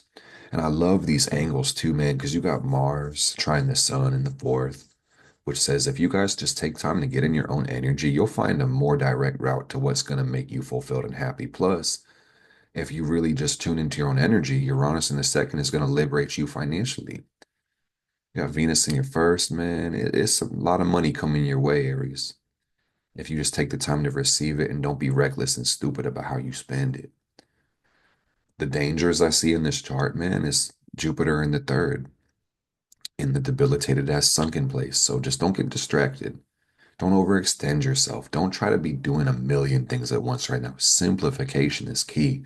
I like to write lists, as far as we start making goals and make lists. I really say for the Aries people, cut your list at three things. Don't list more than three goals. Like, because that in itself as a challenge for you is going to help you prioritize. So I hope that helps. I really recommend that for you guys. Okay. But Uranus is in the second, and Spirit wants me to speak on this even more. Uranus in the second tells me that if you guys focus on your body, your physical health, you're going to find yourself completely charged up and full of energy. And beyond that, this is the cycle that initiates financial freedom for a lot of you. Some of you have already manifested it, frankly. But that's what I'm seeing is that financial freedom is really going to be coming for a lot of you guys really soon, if you want it. And if you do want it, you need to take that 12th house sun, that vision, and start to connect with that energy and play this like a game. Don't worry so much about the routine, the specifics, because these are going to come naturally with this total lunar eclipse breaking and going into the solar eclipse in your sign. Decide what you want first, align with the energy of it, become that person before you start doing and having those things. The crazy thing is like the left brain, the logic in us will often think if we do the right thing, then we'll have what we want and then we'll be the person we want to be. And I'm encouraging you to do it almost the exact opposite. Be who you want to be first, and then you'll end up doing the thing and then you'll have the result. It's like be, do, have. Okay. And liberate your finances, man. Like this is going to be scary for some. And I feel like a lot of people have been neglecting this. But this is what my intuition is saying is that like for some people, the finances are just a total fucking mess. That's Uranus in the second, chaos there. And the trine there is saying you're just gonna finally take the time to organize that shit. Like keep in mind, money is linked with survival. So for a lot of people, they don't want to think about it because it brings them this fight or flight response because it's linked to survival, but avoiding it is not going to fix it. So if you really take the time to like check all the bank accounts, check all your credit cards, and just write it all down on paper, man. I see a lot of y'all are going to get completely out of debt. You'll start tracking your net worth. You're going to become financially free. Some of y'all are going to become millionaires and multimillionaires at that. The first one's always the hardest. So just like start stacking your first $100 and then your first 200, 300, 400, 500, 1,000, 5,000, 10, 20, 50, 100,000, 200, 250, 500, $1 million, 2 milli, 3 milli, 4, 5, 10, 100 million, $1 billion. Whoa. Who wants to be the next Mansa Musa? Who wants to take over the world, man? That's Pluto in the 10th. It's a concern for the world that's required. Who is going to step up and be a world leader is really what I'm seeing in this chart. Who's going to answer the call of contribution and who's going to play small and not serve anybody because of their own bullshit fears and self-created illusions and ineptitudes. You have a choice to be strong or a choice to be weak. Make the right choices, okay? And don't be a hater to yourself. This is another thing I'm seeing about the Virgo moon in the sixth house. Is like a lot of this energy for the Aries people really revolves heavily on just accepting ourselves. And keep in mind, Uranus liberates and charges things up. And the second house is about belonging and self-esteem. You can have all the riches in the world and all the fame and success, but if you don't like yourself, your life is flawed by design. So I don't wish that on you. I wish you abundant health, wealth, love, happiness, and self-worth. And you just say, I claim that. Big blessings to you guys. We're going to move into the Taurus, okay? Taurus has got the lunar eclipse in the second house. Very cool, if I might add. Did I say second? I meant to say fifth. Did I put my foot in my mouth? Fifth house, full eclipse, lunar eclipse in the fifth. And this is cool.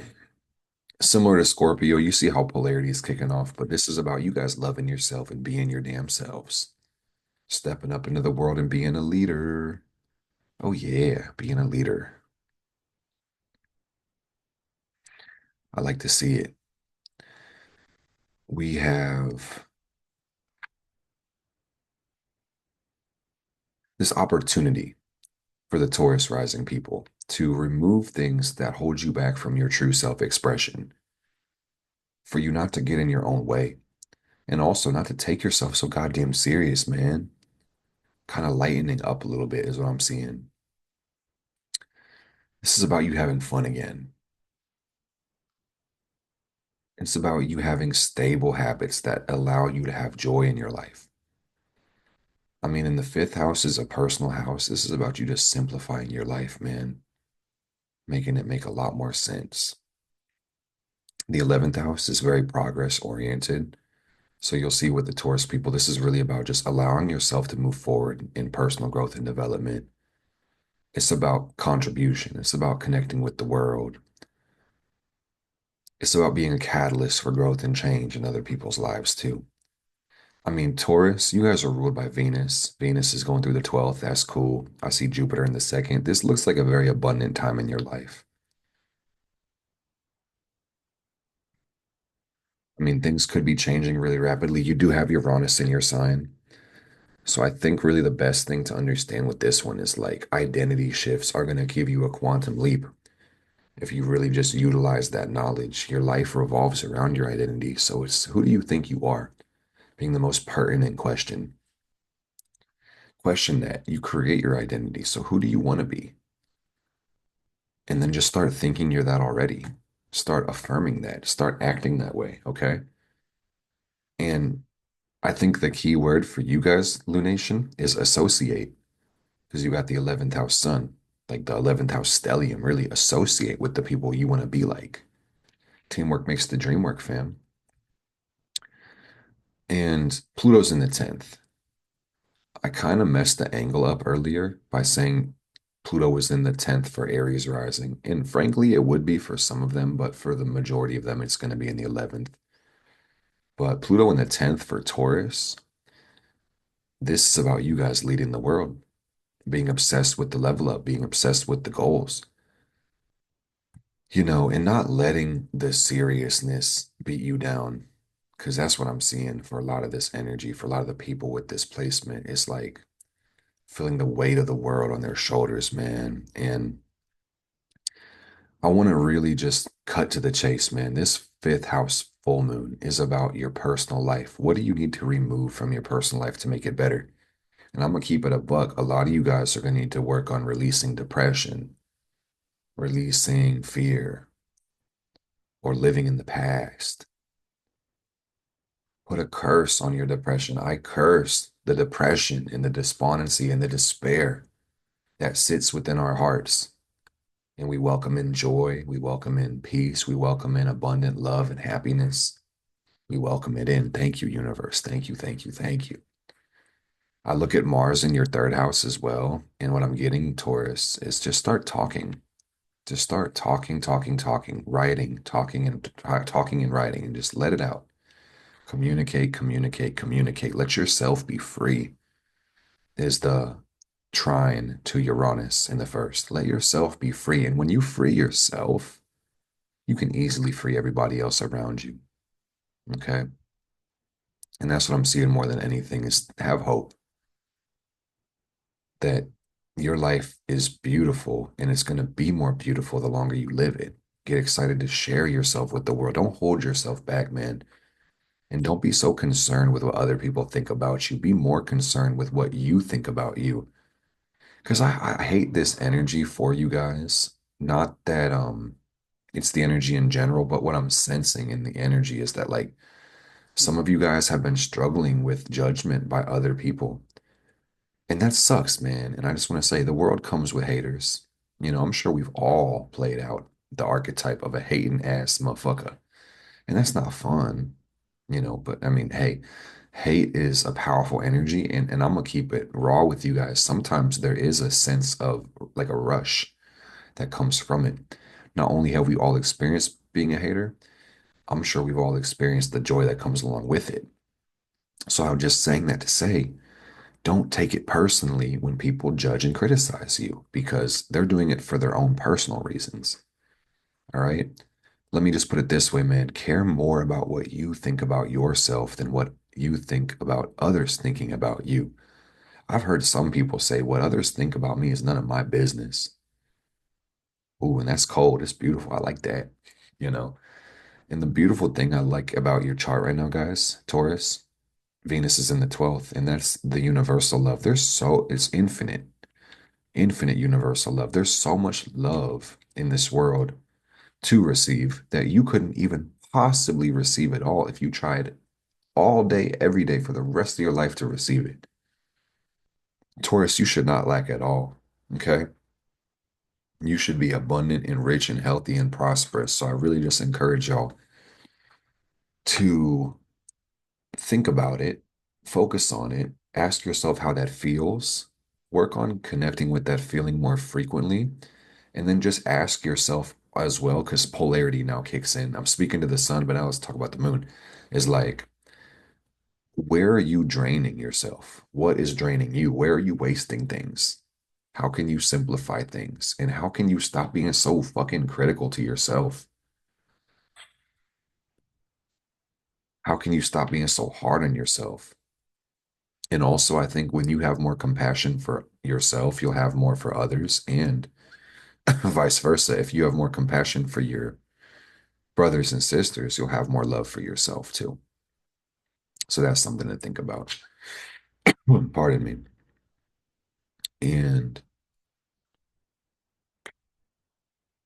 Spirit's telling me to focus on your Mars in the third. And I know I spoke on it for a second, but I got to go deeper and let you guys know, Taurus, you have to be honest about how you feel and how you think. And most of us want to be positive people because that's great. Positive equals good, negative equals bad. Like that's definitions. But what I'm saying is with the debilitated Mars in your third house, it can be easier now than ever to want to bite your tongue or not speak on some of the more challenging things you're experiencing, but just consider that anything suppressed ends up getting distorted in some way. So you're not a bad person for having a bad feeling or a bad vibe or even having a negative thought. And frankly, thoughts and feelings just are what they are. They're not negative until we judge them. Okay? Whatever we resist is going to persist by virtue of resistance. So it's just really worth you expressing how you feel, even shouting it to the universe. And I think this is the beautiful thing is that, when like Venus in your 12th, the universe is alive and breathing and conscious, and it does love you unconditionally. It won't judge you for, shouting into the void or screaming in the car, or, airing out your frustrations or despair. I'm really getting the energy of some of y'all need to curse your problems for real. Let the pain out, man. Don't be afraid to say how you really feel. I'm tiptoeing around it because sometimes I don't want to give examples because I like to keep it, full circle and collective, but speak about your pain, speak about your frustration, speak about your sorrow. Let the negativity out and don't judge yourself for holding it or releasing it. For fuck's sake, man, like I'm really looking at Virgo energy as cleaning, and this is about you cleaning up your own spirit. And, I think the fifth house has a lot to do with that higher self and the inner child all wrapped up into one. It's that spirit of life that exists within all of us. So, have that universal lens on your life right now where you can look at everything that you're experiencing, no matter how personal, no matter how embarrassing or, you know,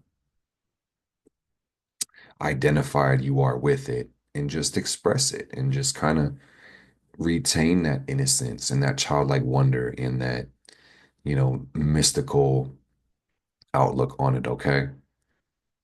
So that's what I got for you, Taurus rising. Be great, love yourself, free yourself, and just let yourself be rich, man. You're rich by design. So get back on that or enjoy the fruits if you're already enjoying it. Just enjoy your life, Taurus.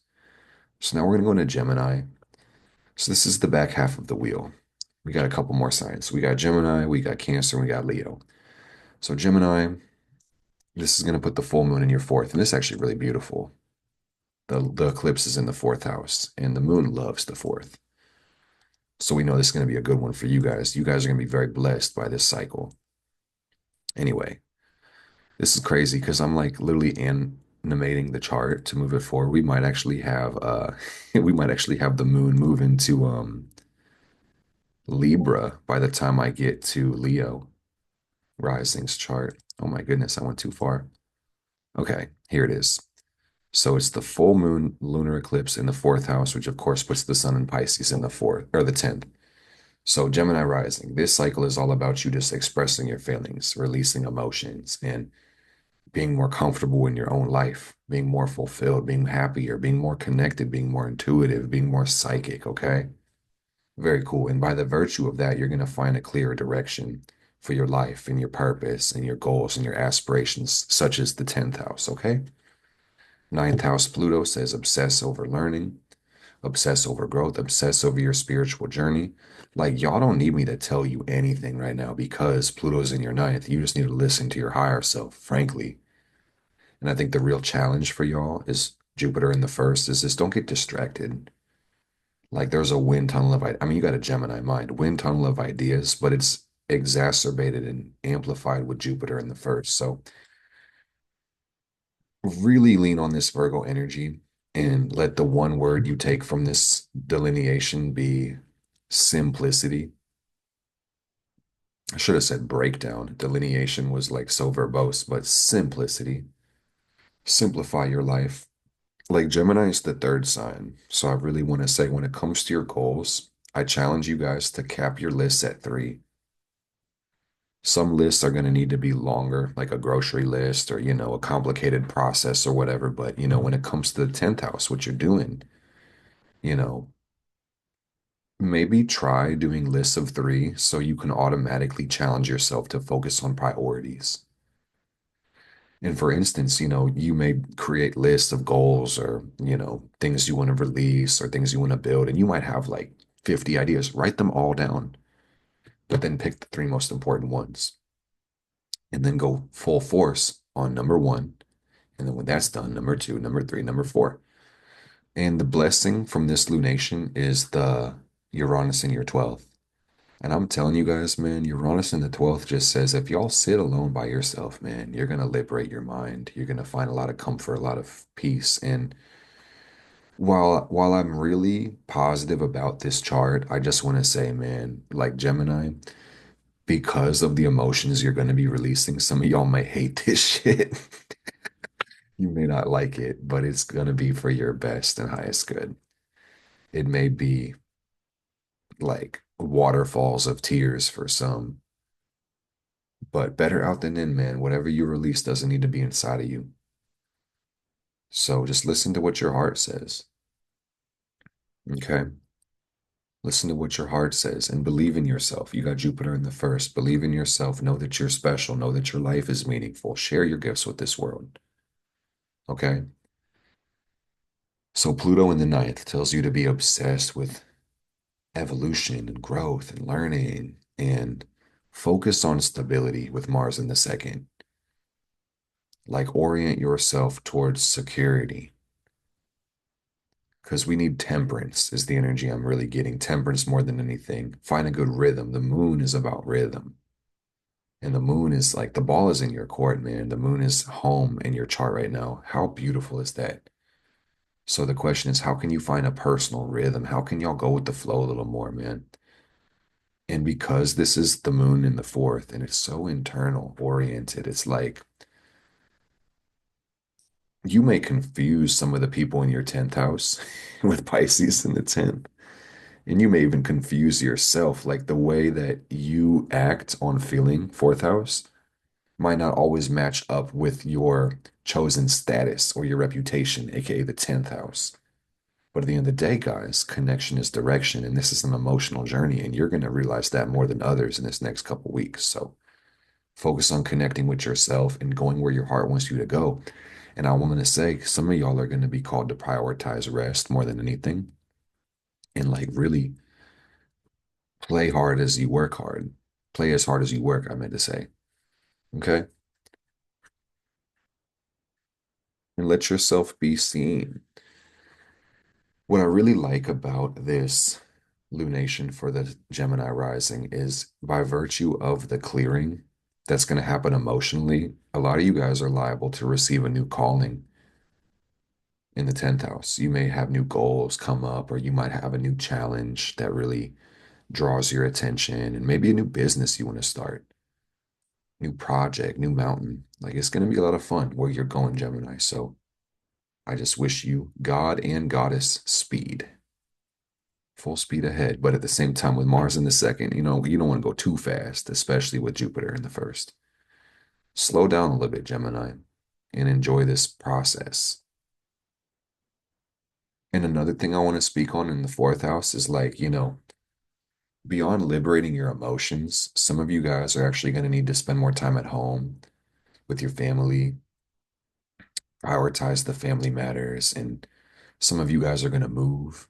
This might be a new house, new location, new sanctuary, new place to put your roots down. Home is where the heart is, but this cycle is really encouraging you guys to find home and think about matters of the home and how that makes you feel and being happy on the inside. And another thing, because this is emotions, I'm going to be a little bit more detailed because fourth house is feelings, This is going to be about you guys processing your feelings and not having any reservations to self-love or self-care. This is about self-care routines, Gemini. This is about everyday rituals and not being so damn hard on yourself, not being critical about yourself.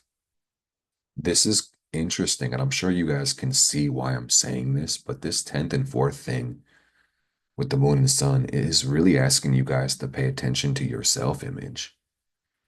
I mean, and that's even reflected by Venus and Aries and your first house being lit up. But I'm going to say that twice, guys. Gemini rising, please pay attention to your self-image. Who do you inwardly perceive yourself as? And as you answer that question, genuinely ask the question, not just like consider it, ask it, and want to really know, who do you think you are internally? And as you do that, I want to remind you, you create the self-image. So like to close your eyes, man, don't just focus on my words. Like think about your mental perception of yourself and then see if you can change it. You can. You're a Gemini, you smart. Like just alter it a little bit. Put a hat on yourself. Take the hat off, Put one of those fluffy ass scarves on you. I forget what they call it, but she's like, and then you got the cool sunglasses or whatever. It's like, like you're the coolest person in the world. And I'm sorry if I'm the first to tell you that, and you create how you see yourself. So who's to say you can't be the coolest person in the world? Anybody could say it, but only your voice would matter because you create the self-image. I feel like the point got nailed down. Like I'm trying to pull the lid off of it. It's like it's nailed in. Okay. I love you, Gemini. Take care of yourself. That's really the biggest part of the full moon in the fourth. Take care of yourself, man. This is going to be a groundbreaking year for you, Gemini, because it's really going to show you how to take care of yourself on the deepest level. And that's going to impact who you interact with in your personal life. And, you know, on a more bittersweet note, I'm going to speak on it though, man. Like the fourth house is about your cares and the people that you allow close to you and into your heart space or even into the home. And there may be some releasing there too, man. It may be old friends, childhood friends, people you spent a lot of time with, maybe even family members that you have to distance yourself from or remove from your life, man, because it's about protecting your heart. It's about securing your sovereignty, okay? That's what I'm seeing. But listen to your heart. The call comes from inside the house. Answer the phone. Let's move to Cancer rising. I love this, man, because Cancer rising, Pluto in the eighth. That's great. Where's my Cancer rising? There it is. Beautiful Cancer rising. So this puts the total eclipse in the third house, which of course puts the sun in the ninth house. So that's very special because what this is going to be about is clearing up your mind. It's going to be about, study habits becoming more streamlined and simplified. And you're going to be learning more effectively and communicating more effectively. And your mental health is going to improve a lot, Cancer. That's really beautiful. And I know I'm talking about the eclipse, which arguably is a pretty long-term time frame, because while it is a very distinct moment in time, it's going to follow us over the next month, months ahead, really. But the funny thing about you guys' chart, which I cannot stop talking about, is that Pluto is in your eighth house. And this is where Pluto likes to be. Keep in mind, Pluto is going to be in this eighth house for 20 years. A new chapter of your life has started this year. And I feel like I maybe will talk about this less frequently over time, but because Pluto is new to Aquarius, I have to speak on. I gotta harp on this, man. Life is really helping you guys get on the fast track, Cancer. And it's worth noting everyone's life is different, everyone's purpose is different, but this Pluto is really shaping you to be your greatest self. Your relationship with power will always change over the course of a lifetime, but now more than ever, you're being called to step into your power, to claim your power, because this is good for everybody. Okay. The eighth house is a very freaky house. Okay. I just want to speak on this because as you can see in the chart, if you're looking at the screen, guys, there's this green line going from the ascendant, that first house, to the eighth. And this green line is called the in conjunction. The quincunx is another name. It's a 150-degree angle. And signs with this angle are considered to be in aversion or unable to see each other. Aspect, because that's what we're talking about, trines and sextiles and conjunctions and so on. Aspect really means to see. So, there's five major aspects based on, you know, major shapes in geometry, but this 150-degree angle is considered to be invisible. The two signs don't really see each other. So that's why I'm kind of saying, while the power is really in you guys' energy, it may not necessarily be the easiest to claim, but that's why evolution is so beautiful. And that's why life is so interesting. And I think really the challenge in this, I don't know, some of y'all may kind of feel misunderstood as a result of, the changes that you're going through at this time. But if I could even kind of take a step back from Pluto and say that, the moon is in the third, Mars is in the fourth. This is time for you guys to focus on yourself and to simplify your life, man, more than anything. Don't let shit get so overcomplicated, bro. Y'all think too goddamn much. And I will say, man, overthinking is better than underthinking. Ignorance might be bliss for some, but what we don't know does affect us. right? And it can take a long time to undo harm that is caused unconsciously. So that's my case for advocating for overthinking as opposed to underthinking. But I'm just tell y'all, man, y'all think a little too much with Virgo in the third house. So simplicity is key. Liberation comes from Uranus in your 11th, which is really beautiful. Uranus loves the 11th house. So let your mind be free. Dump your thoughts out. What I'm also getting the energy of is a lot of you Cancer risings are going to be journaling so much, man. Or just talking your friends' ears off, talking your own ear off in the mirror, man. Like I'm doing right now, man. I feel like you guys, I am definitely in your energy. Just talk, talk, talk, talk, talk. Just express, express, express. I see a lot of learning, a lot of books, a lot of study, which is really cool. This is a magical chart as well, kind of like the Aries rising, which is funny because these are both angular, but Aries rising had a very magical eclipse. And you guys have a very magical eclipse too. And I'm seeing it's Jupiter in the 12th, really giving you divine blessings, really having the universe show out for your success. Plus, Venus in the 10th says that you're likely to have a lot of support from the community and be well favored right now. So that's great. The best thing you can do, and it's almost redundant to say because you're a Cancer rising, is that you just got to feel your feelings, man. My ear popped when I said that, but I'm speaking to your Mars in the first now. Feel your feelings, express your feelings, protect your heart, man. Don't be afraid to assert your right to exist. Don't let anybody make you feel less than them. Seriously, don't let anybody make you feel inferior because you're dope. Nobody's really better than anybody. If we will all switch seats with each other in experiences, we'd all find ourselves doing exactly what each other does. So that's worth noting. That'll help us hold the cup of compassion for all. But that doesn't mean you can't have boundaries. Okay.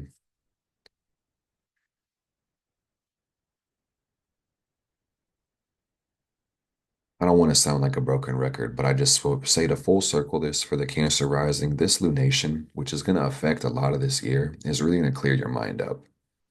It's going to make your life make a lot more sense. Your beliefs might need to be challenged a little bit. Your philosophies might need to be challenged. And it's worth saying this to you guys too, because this came up with Gemini having the moon in the fourth, but you guys having the moon in the third may also end up moving or switching environments or, you know, getting new phones or computers and, having a lot more tools at your disposal.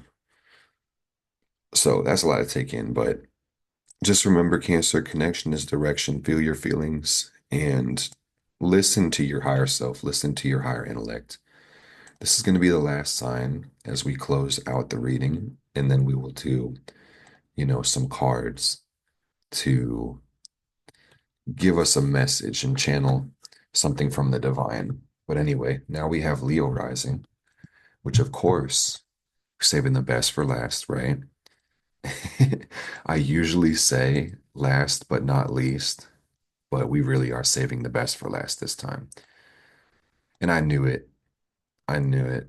So just keep in mind, guys, because I'm just using my tools the way I am, I'm like moving the chart forward and animating the chart forward. So in this chart, it really is showing the moon in Libra at 0 degrees, but really the moon is going to be at 24 or 23 to 24 degrees of Virgo. It's just that I've like literally wound it forward, okay? So, say, pay no attention to the man behind the curtain. Pay no attention to the Libra moon at 0 degrees. It's really at 23 Virgo. Anyway, this total lunar eclipse is going to fall in the second house for the Leo rising, which of course is going to put the sun in the eighth house of Pisces. So that's really cool. And kind of like the Aquarius rising, because that's the sister sign, these Leo rising people are going to see financial breakthroughs as a result of this eclipse. This year is going to throw a lot of money at y'all. So Virgo is so important when it comes to systems, processes, routines. Y'all need to employ some business sense and some good financial planning now so you can capitalize on the gains that are coming your way. Okay? I'm talking financial organization. I'm gonna say this because one of my besties has Leo rising. You need to open up your business bank account, man, for real. Now. You should have done it weeks ago, but you need to do it now. You need to do it today. Do it now. Go there. Throw like $5 in the account, $50. Like, just do it. Just fucking do it, man. Make it make sense. And also, know what your credit score is. Separate your business and personal money. Track your net worth. Know what your spending is. Run what I call as a break even. I was in the corporate world. I'm sure there's other words for this. I think one of the words is budget. You know, do some budgeting. And what I really mean is like write down all your expenses, man. Put them on paper. See them in front of you. Virgo energy. List them out. And then also list in your incomes, list your expenses. And it's just like it's a simple math problem. And you love math because you're a smart cookie. Yes, you are. And then you get rich. You spend less than you make. You either literally reduce spending or add income or both. You pay yourself first. When you're creating these accounts, setting them aside, like save that money. You could save, I mean, it's great to have a cash emergency fund because, like, God forbid, we have a financial outage or a power outage or whatever. It's like the fiat currency does have some value, but also diversification is key. So, you guys know Kevin O'Leary. I feel like I'm going on a tangent, but this is the same spectrum of thought. Kevin O'Leary is on Shark Tank. He's a billionaire, smart guy with money, clearly. I don't have much else to say about him as far as judgment goes, but he knows about money. And I remember watching a video that he had posted, and he said he doesn't let any of his asset classes take up more than 20% of his net worth, which I think was a very powerful idea. Success leaves clues. So my point is, man, like when y'all start saving this money and your resources, you may want to diversify a little bit. Like don't let more than 20% of your assets sit in cash. Don't let more than 20% sit in stocks. Don't let more than 20% sit in crypto or gold or whatever, and for those that don't invest, that might sound like a lot to take in. So first start by investing and then maybe like do 50-50, 50% of one thing, 50% of another. I want to also say like this is my Saturn and Taurus, really want to look out for you guys' finances, man, but not having an emergency fund is an emergency. Seriously. And some say the true measure of wealth is how much time can you control? How long could you work without having, or I'm sorry, how long could you live without having to work? I see Uranus in the 10th, trine this moon in the second. This is a financial freedom lunation as well. Financial breakthroughs and a lot of power, like the North Node, Saturn, the eighth house. Like guys, this is magical and deep. Beyond all the money and the material stuff I'm talking about, it's about integrity. It's about manifesting intangible goods. It's about manifesting immortality. It's about connecting with the immutable soul. All right. So, Virgo energy, moon and Virgo, daily spiritual habits, really just grounded habits in general, habits of integrity. Second house, magical habits is another thing that this conversation is bringing. Pluto in the seventh house is asking you guys to be obsessed with relationships. And at the same time, polarity will, I mean, I feel like, Leo rising people are generally obsessed with themselves. They see themselves as the center of their life. I'm a Leo sun. I can speak on that, but it's us, it's Aquarius energy. How can we lift the world up? It's really the question. And I'm seeing with the moon trying Uranus in the 10th, you guys just got to trust your instincts and your impulses. Like your energy is going to lead you right towards the objectives that need to be tackled. Okay. Mars in the 12th says focus on your dreams. And really, you need to work on cleaning up your energy and let that be one of those routines. This popped up in a couple different signs, but I'm gonna say it again, even though I feel like I've been harping on it, dude. But y'all need to look at the money. You need to really look at it and make it make sense, man, and stop avoiding that shit. Like, get clear about it. Get a visceral knowing of your requirements and needs, and then look at your wants and your goals and just run the numbers, and you're going to make it happen. You're going to live a really beautiful, fruitful life for real. Okay. And with the eighth house stellium, Sun and North Node and Saturn and Neptune, this is really asking us to make the right investments, okay? In our health and our wealth and love, all of it, and happiness. Mars in the 12th is an interesting energy because it is asking these Leo people, or like I should say, prompting them to want to do something, transcendent, which at best is going to be, devotional and generous, but at worst it's going to be self-destructive or escapist. So it's not what we do, it's how we do it, it's why we do it that really matters a lot of times. But make no mistake, what we do does matter. So I'm going to speak on this too because it comes from my heart right now. There's something called a zero-sum habit. And what effectively that means is that, certain actions can just totally destroy the growth we're making. It's like, let's say the goal was to get in shape, for example. Let's say it was to be in the best shape of your life. So, okay, we start going to the gym, we start doing cardio, we start lifting weights, but then it's like, binge eat a cheesecake after the gym. It's like zero sum habit. You know what I mean? There's nothing wrong with cheesecake. I love cheesecake, man, but it's like moderation, man. We can't be eating a whole fucking cake, if we're trying to lose weight. And that is an example. So I hope you take the principle out of it and don't get lost in the, in the example and mistake the map for the terrain. Okay. Or can't see the goddamn forest for the trees.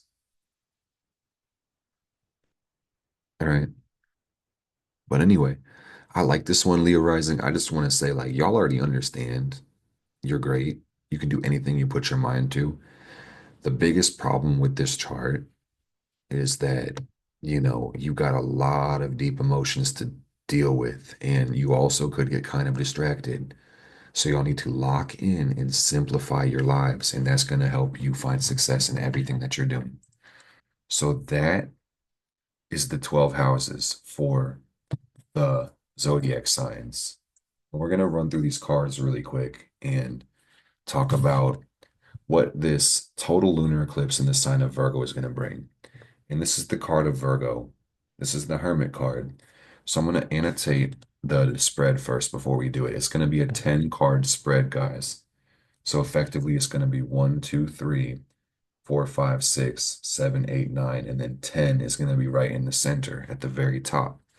Past, present, future from left to right, but also past, present, future from the bottom to the top. Okay.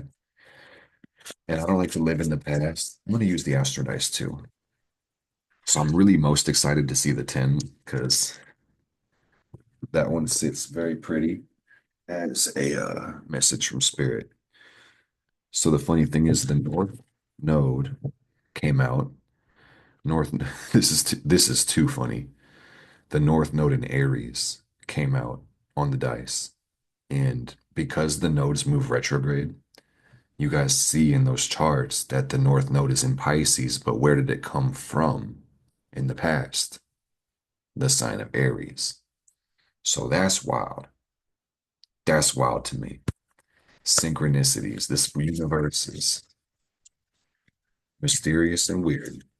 Anyway, first card is the Queen of Cups, and she's the mother of the ocean. That's Yamaya among many other goddesses and spirits. But the message I'm getting is we all exist in the womb of the goddess, okay? As we know. And when you connect with the moon, you can really feel that and have that experience. So that's cool.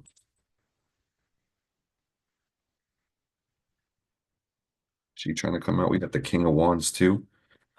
So these are character cards. It says there's a lot to feel in this world, and you can do anything you put your mind to, fam.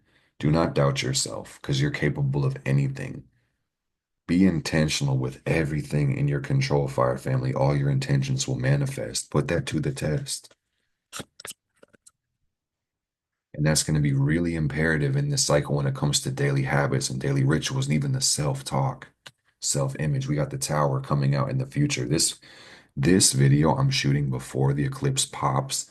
This shit is gonna be crazy, man. I can feel the tension rising. It's awesome. But this is gonna be good. The tower is not bad. I want to show you guys something really cool. Is that the tarot cards are based off of the tree of life, and the tower is this path right here, the path of Mars between Mercury and Venus. So this is a very balancing force. We need this energy in order to make things stable within our lives. It might not be the most fun, but it could be with a good attitude. So that's cool. So it says, yeah, there's going to be a big change. Let's clarify this and talk about the middle energy. Let's see what 456 has to say. It said North Node in Aries in the eighth house at first, which was about, our personal purpose and manifesting our power. So now we have Jupiter Pisces in the eighth house. And what that says, guys, is dreams are going to be coming true for a lot of us. And spirit is about to be illuminating and blessing us, man. This cycle is very weird, guys, because as much as Virgo is so earthy and mundane, this is polar to Pisces, and we have this eclipse on that axis, right? So what I'm seeing is that this energy is going to truly create, and it's 4:44 on my clock as I'm saying this. It's that time right now. Y'all see that? Yeah. This is going to make a lot of our spiritual gifts explode in power. You're going to find yourself way more connected, like, because Virgo reflects the secrets of the body and the nervous system. And if we can just really embrace the magic, man, you're going to find way more flow. If you don't have one yet, I really recommend you go find a rainbow moonstone. If you have local small businesses that sell crystals, support them. If not, you can support a small business on Etsy and go work with the spirit of Rainbow Moonstone. This video was brought to you by the spirit of Rainbow Moonstone. This video was sponsored by me. So if you have yet to get your natal chart interpreted, I'm offering full chart interpretations. For those that are lucky enough to get a spot, all you have to do is hit the link down below. We have the Magician card. I feel like a broken record because this is clarifying the past. This says, while you are an ocean, a wave in the ocean, you really do have the powers of manifestation within you. Do with that information what you will. Recognize you are magical. Do magic every day because that's what magicians do. Speaking of Virgo, daily habits create your daily life and your state of being. Be magic. Daily rituals, man. Everything is magic. Brushing your teeth is magic. Magic by definition. And join simplified magic too when you're down in the link. Magic by definition is creating change in conformity with will. You need to join simplified magic. Virgo is simplicity. We're talking manifestation. Join simplified magic. Thank yourself later. I'll thank you now. Thank you. What's up with the current energy? Very middle of the spread. Because that was the fourth card, the Magician. So this next card is clarifying the King of Wands. Boom. I don't know if you guys were expecting this. I'm not surprised, but like, ow. So I spoke on this in the breakdown that this moon is the heart and Virgo is the sign of healing. There is going to be a lot of heart healing to do with this Three of Swords. I knew it. I see it. I don't have to explain that very much. Let's talk about the future card. Let's clarify the Tower now. So just understand, guys, pain is not necessarily bad. Sometimes pain is a reflection of healing or growth. So that's something to think about. This is not the most fun card to look at, but it could be if you had good perspective and attitude. All right. So this is the beautiful thing, man. I was telling you guys, like, even though the tower's going to hit, it's going to be a victory. Six of Wands, it's going to be good. It's going to be something that you're proud of and happy about. Everything's working out for your best and highest good. So I want to say this, guys, because again, the dice are saying Jupiter and Pisces. What we need to do is have faith in life right now. What we need to do is trust the universe and know that there are higher forces, higher powers in this world, regardless of how you want to define them. Dude, I wanted to keep it simple and only like, release and manifest three things, really abide by the principle of Virgo as I did this. You notice that we banished and invoked some crazy energies, but I also want to banish and curse, artificial separation and, bigotry and tyranny, man, because it's like we can argue extensively over where we think we came from. It doesn't fucking matter, man, because everybody's right and everybody's wrong.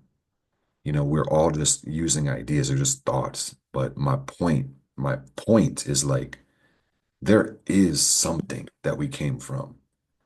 So having a relationship with it and that relationship being positive as far as you're concerned, that's what's important right now, guys. That's what matters. That you trust the universe. Like I'm saying again, the virtue of the moon is trust. Trust the process. We trust the process. Let's talk about the future now. The only way to reliably predict the future is to create it for yourself, man. But I know where I'm going because I'm creating mine. So we're going to divine about it. Write your goals down, gang. Be clear about why you're here. It's worth noting that the biggest lie we tell ourselves is we're going to know what we want tomorrow. Tomorrow never really comes. So we got to be willing to change and be fluid just like the moon. But anyway, I see Mercury. It's not, pardon me, it's not Mercury. It's Scorpio energy. Neptune in the eighth house of Scorpio. So this says obsess over your dreams. It's very Pisces energy. Obsess over your dreams and be willing to penetrate your illusions so you're not lost in the sauce.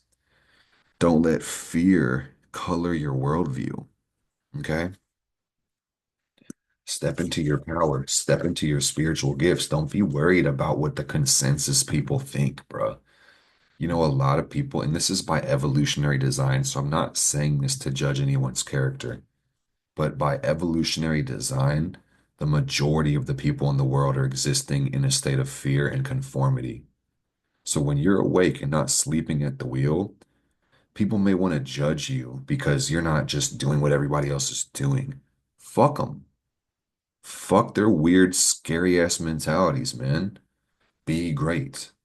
And recognize the greatness in that mundane consensus state as well.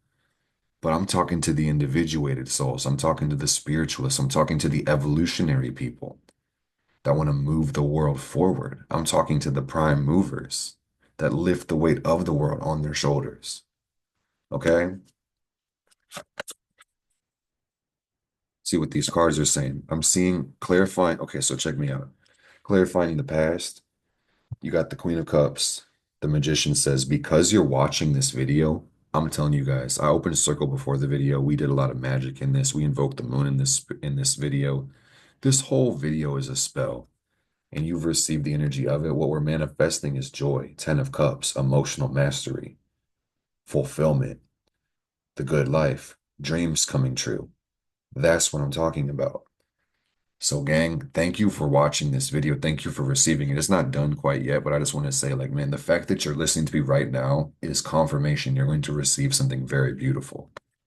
I love that. I'm excited for you, man. I'm excited for all of us. Let's see what this is talking about. So, the present energy, like I was talking about, Fire family, you're lit. There's our King of Wands. This total eclipse is going to be a cleanse of the heart.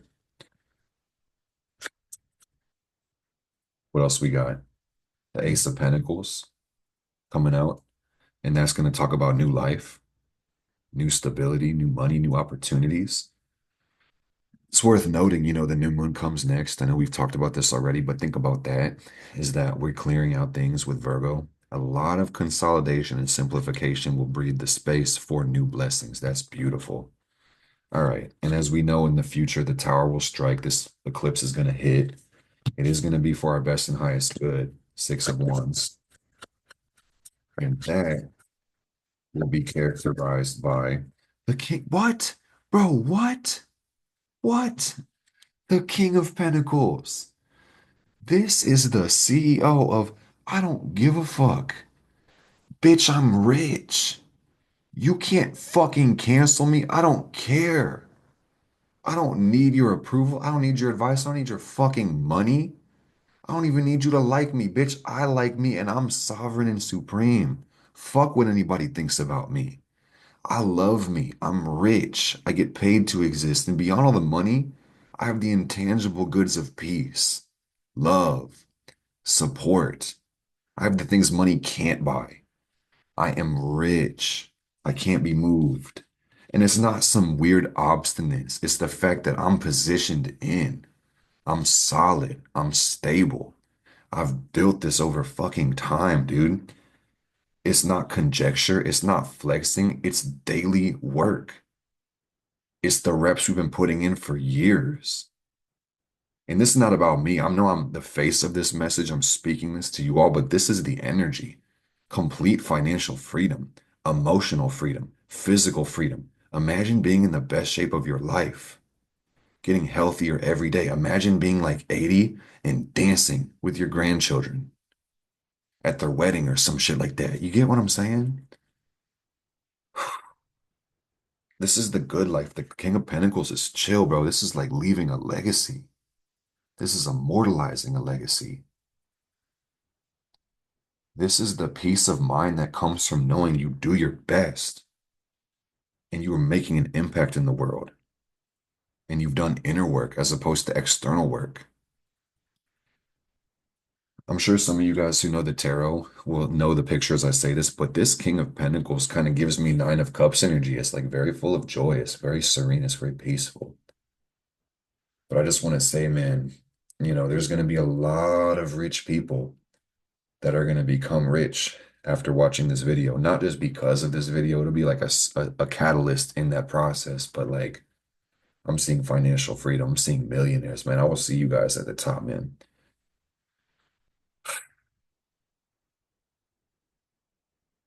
I'm gonna tell you guys right now, man, I will be a millionaire. I know it. It's inevitable. And I'm gonna come back to this video when I do, and I'm gonna show you guys I fucking did it. Start tracking your net worth, y'all. It does matter. Why does it matter? Because I know a lot of people are very disidentified with the material world. They're like, money's not important. It is, but they say it's not. And it's like, question becomes, can you help more people with more money or less money? Just something to think about, okay? But this is not a financial reading. I'm just really seeing a lot of pentacles in this spread. Ten of Cups, Ace of Pentacles, King of Pentacles. This is about self-mastery. It's not even about the external world. It's about you becoming bigger than all of your problems. Life is always going to come with problems. This is about you deciding to grow yourself perpetually to the point where no problem will phase you. This is about an abundance of money, an abundance of health, an abundance of resources, an abundance in your net worth, in your family life, in your circle. Being rich in all aspects of your life, spiritually rich, financially rich, not choosing between one or the other, all of the above. You can have everything you want in this life that you genuinely want from the soul. So let's go. One more card for you guys to clarify the energy of the lunar eclipse in Virgo. This is our 10th card. So this message will speak the loudest. So the dice are saying Jupiter, Capricorn in the seventh house. It's not what you know, it's who you know. You got to have the right mentorship, all right? Success will leave clues. Don't be so obstinate or so arrogant that you think you have everything figured out. The most broke and unsuccessful people think they know everything. Don't be like one of these weirdos. I'm going to speak on this again, guys, because this is the Virgo lunation. Virgo notoriously suffers from denial. And I speak as a Virgo rising.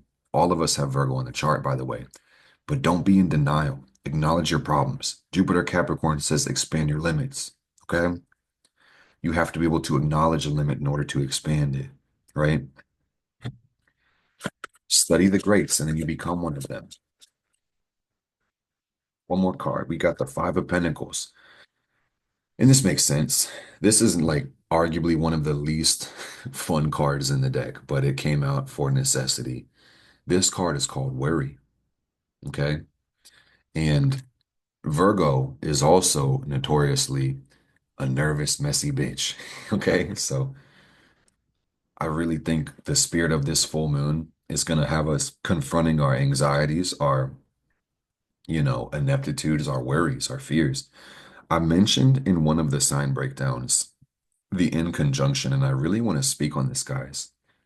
This is really a gem when it comes to astrology, that every sign will have different angles to other signs. And the five major angles are the conjunction, the opposition, the square, the trine, and the sextile.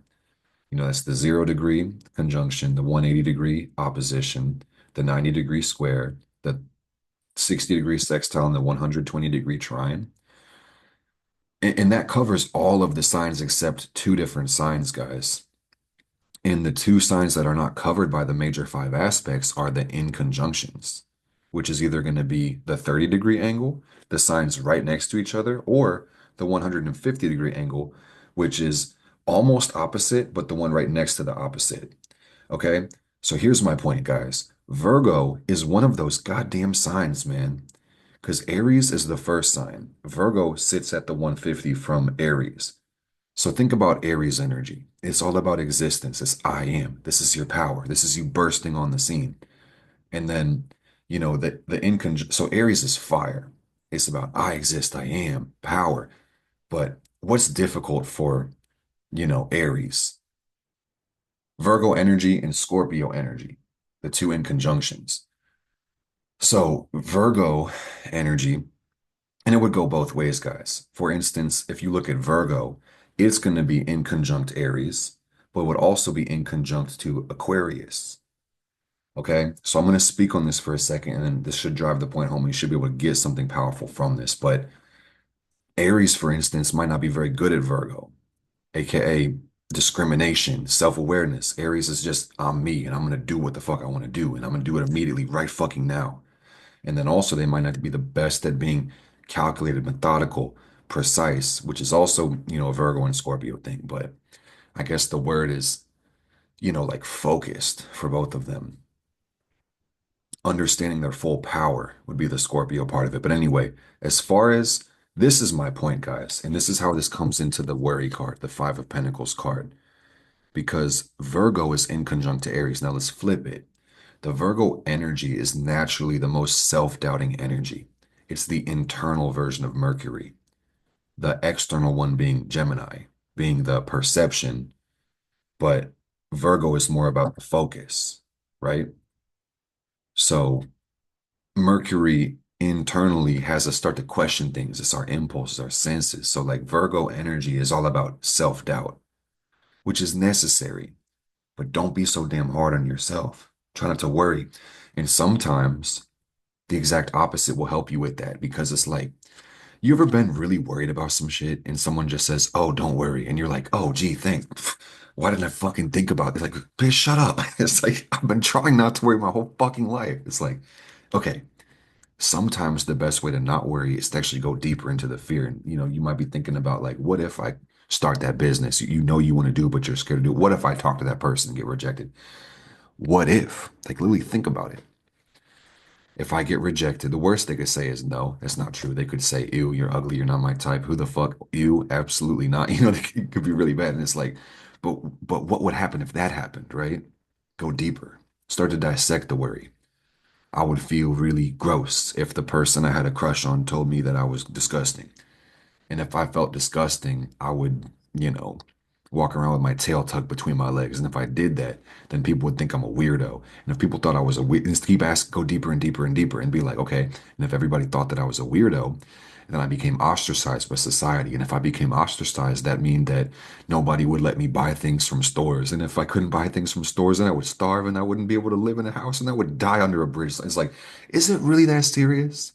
Hope you guys are getting the point. Like, if you really take your fears and try to dissect them deeper, you're gonna come to realize a lot of this shit is not that goddamn serious, man, at all. Okay?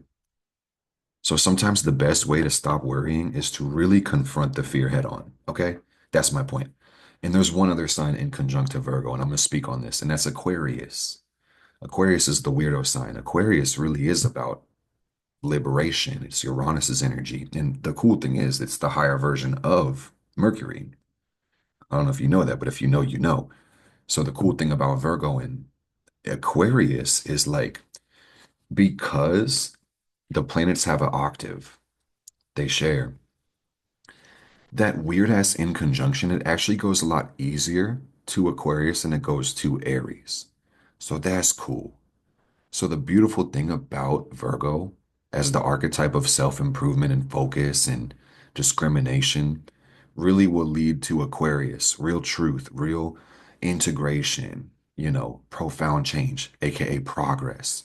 So that's really beautiful. But at the same time, guys, this is also where that 150-degree itch kind of comes in and the weird, confusing energy comes in. But at the same time, at best, it becomes really magical. Is that Virgo always wants to be the best, always wants to do the right thing. And this is the crazy, confusing thing is that sometimes there is no right thing to do. Because Aquarius, Uranus energy reflects true detachment. And when you separate human bias and judgment, and that's a very Virgo phenomenon, is judgment. The judgment path or the judgment card in the tarot is the path to Mercury, this path right here. What planet rules Virgo? Mercury. I hope I'm making sense to somebody today, man. But when you separate human judgment from the equation, there is no right or wrong way to do things. But at the same time, there is that conversation of natural law. And that's what brings us into, the Pisces and the Jupiter and the Sagittarius energy as well. So there's a difference between truth and universal truth, and it takes discrimination and thinking in order to do that. And I know this is a lot to take in, so let the one word you take from this be simplicity. Simplify that shit. Go back in that Virgo energy, because this is the Virgo lunation, the new moon total eclipse, and just simplify things, man. Forget everything you think you know and worry about. Doubt everything and start removing everything you can't doubt. You get what I'm saying? I love you guys so freaking much, man. It's Mr. Meyer with the fire. Where's my lighter? The fire? Mr. Maya with the fuego. Let me turn the with the fire. Yeah. I hope you guys had a blessed day. I hope you enjoyed this video as much as I enjoyed making it. I love the new office. I love the new setup, guys. There's going to be a lot of fun and a lot of wins that we make in this room, like pressing the button too much. Anyway, take care. Manifest. Let me know in the comments down below. What are you guys releasing personally? I know this was a very magical process that you embarked on with me. Thank you for watching. I would like to know, which house is this hitting? What's going on with you? How are you feeling? You might be watching this prior, like I'm making it. You may be watching it after. I really want to know. Make sure you guys like and subscribe and engage with this video because life is based on interaction. So take care. I'll see you guys in the next video. But blessed be.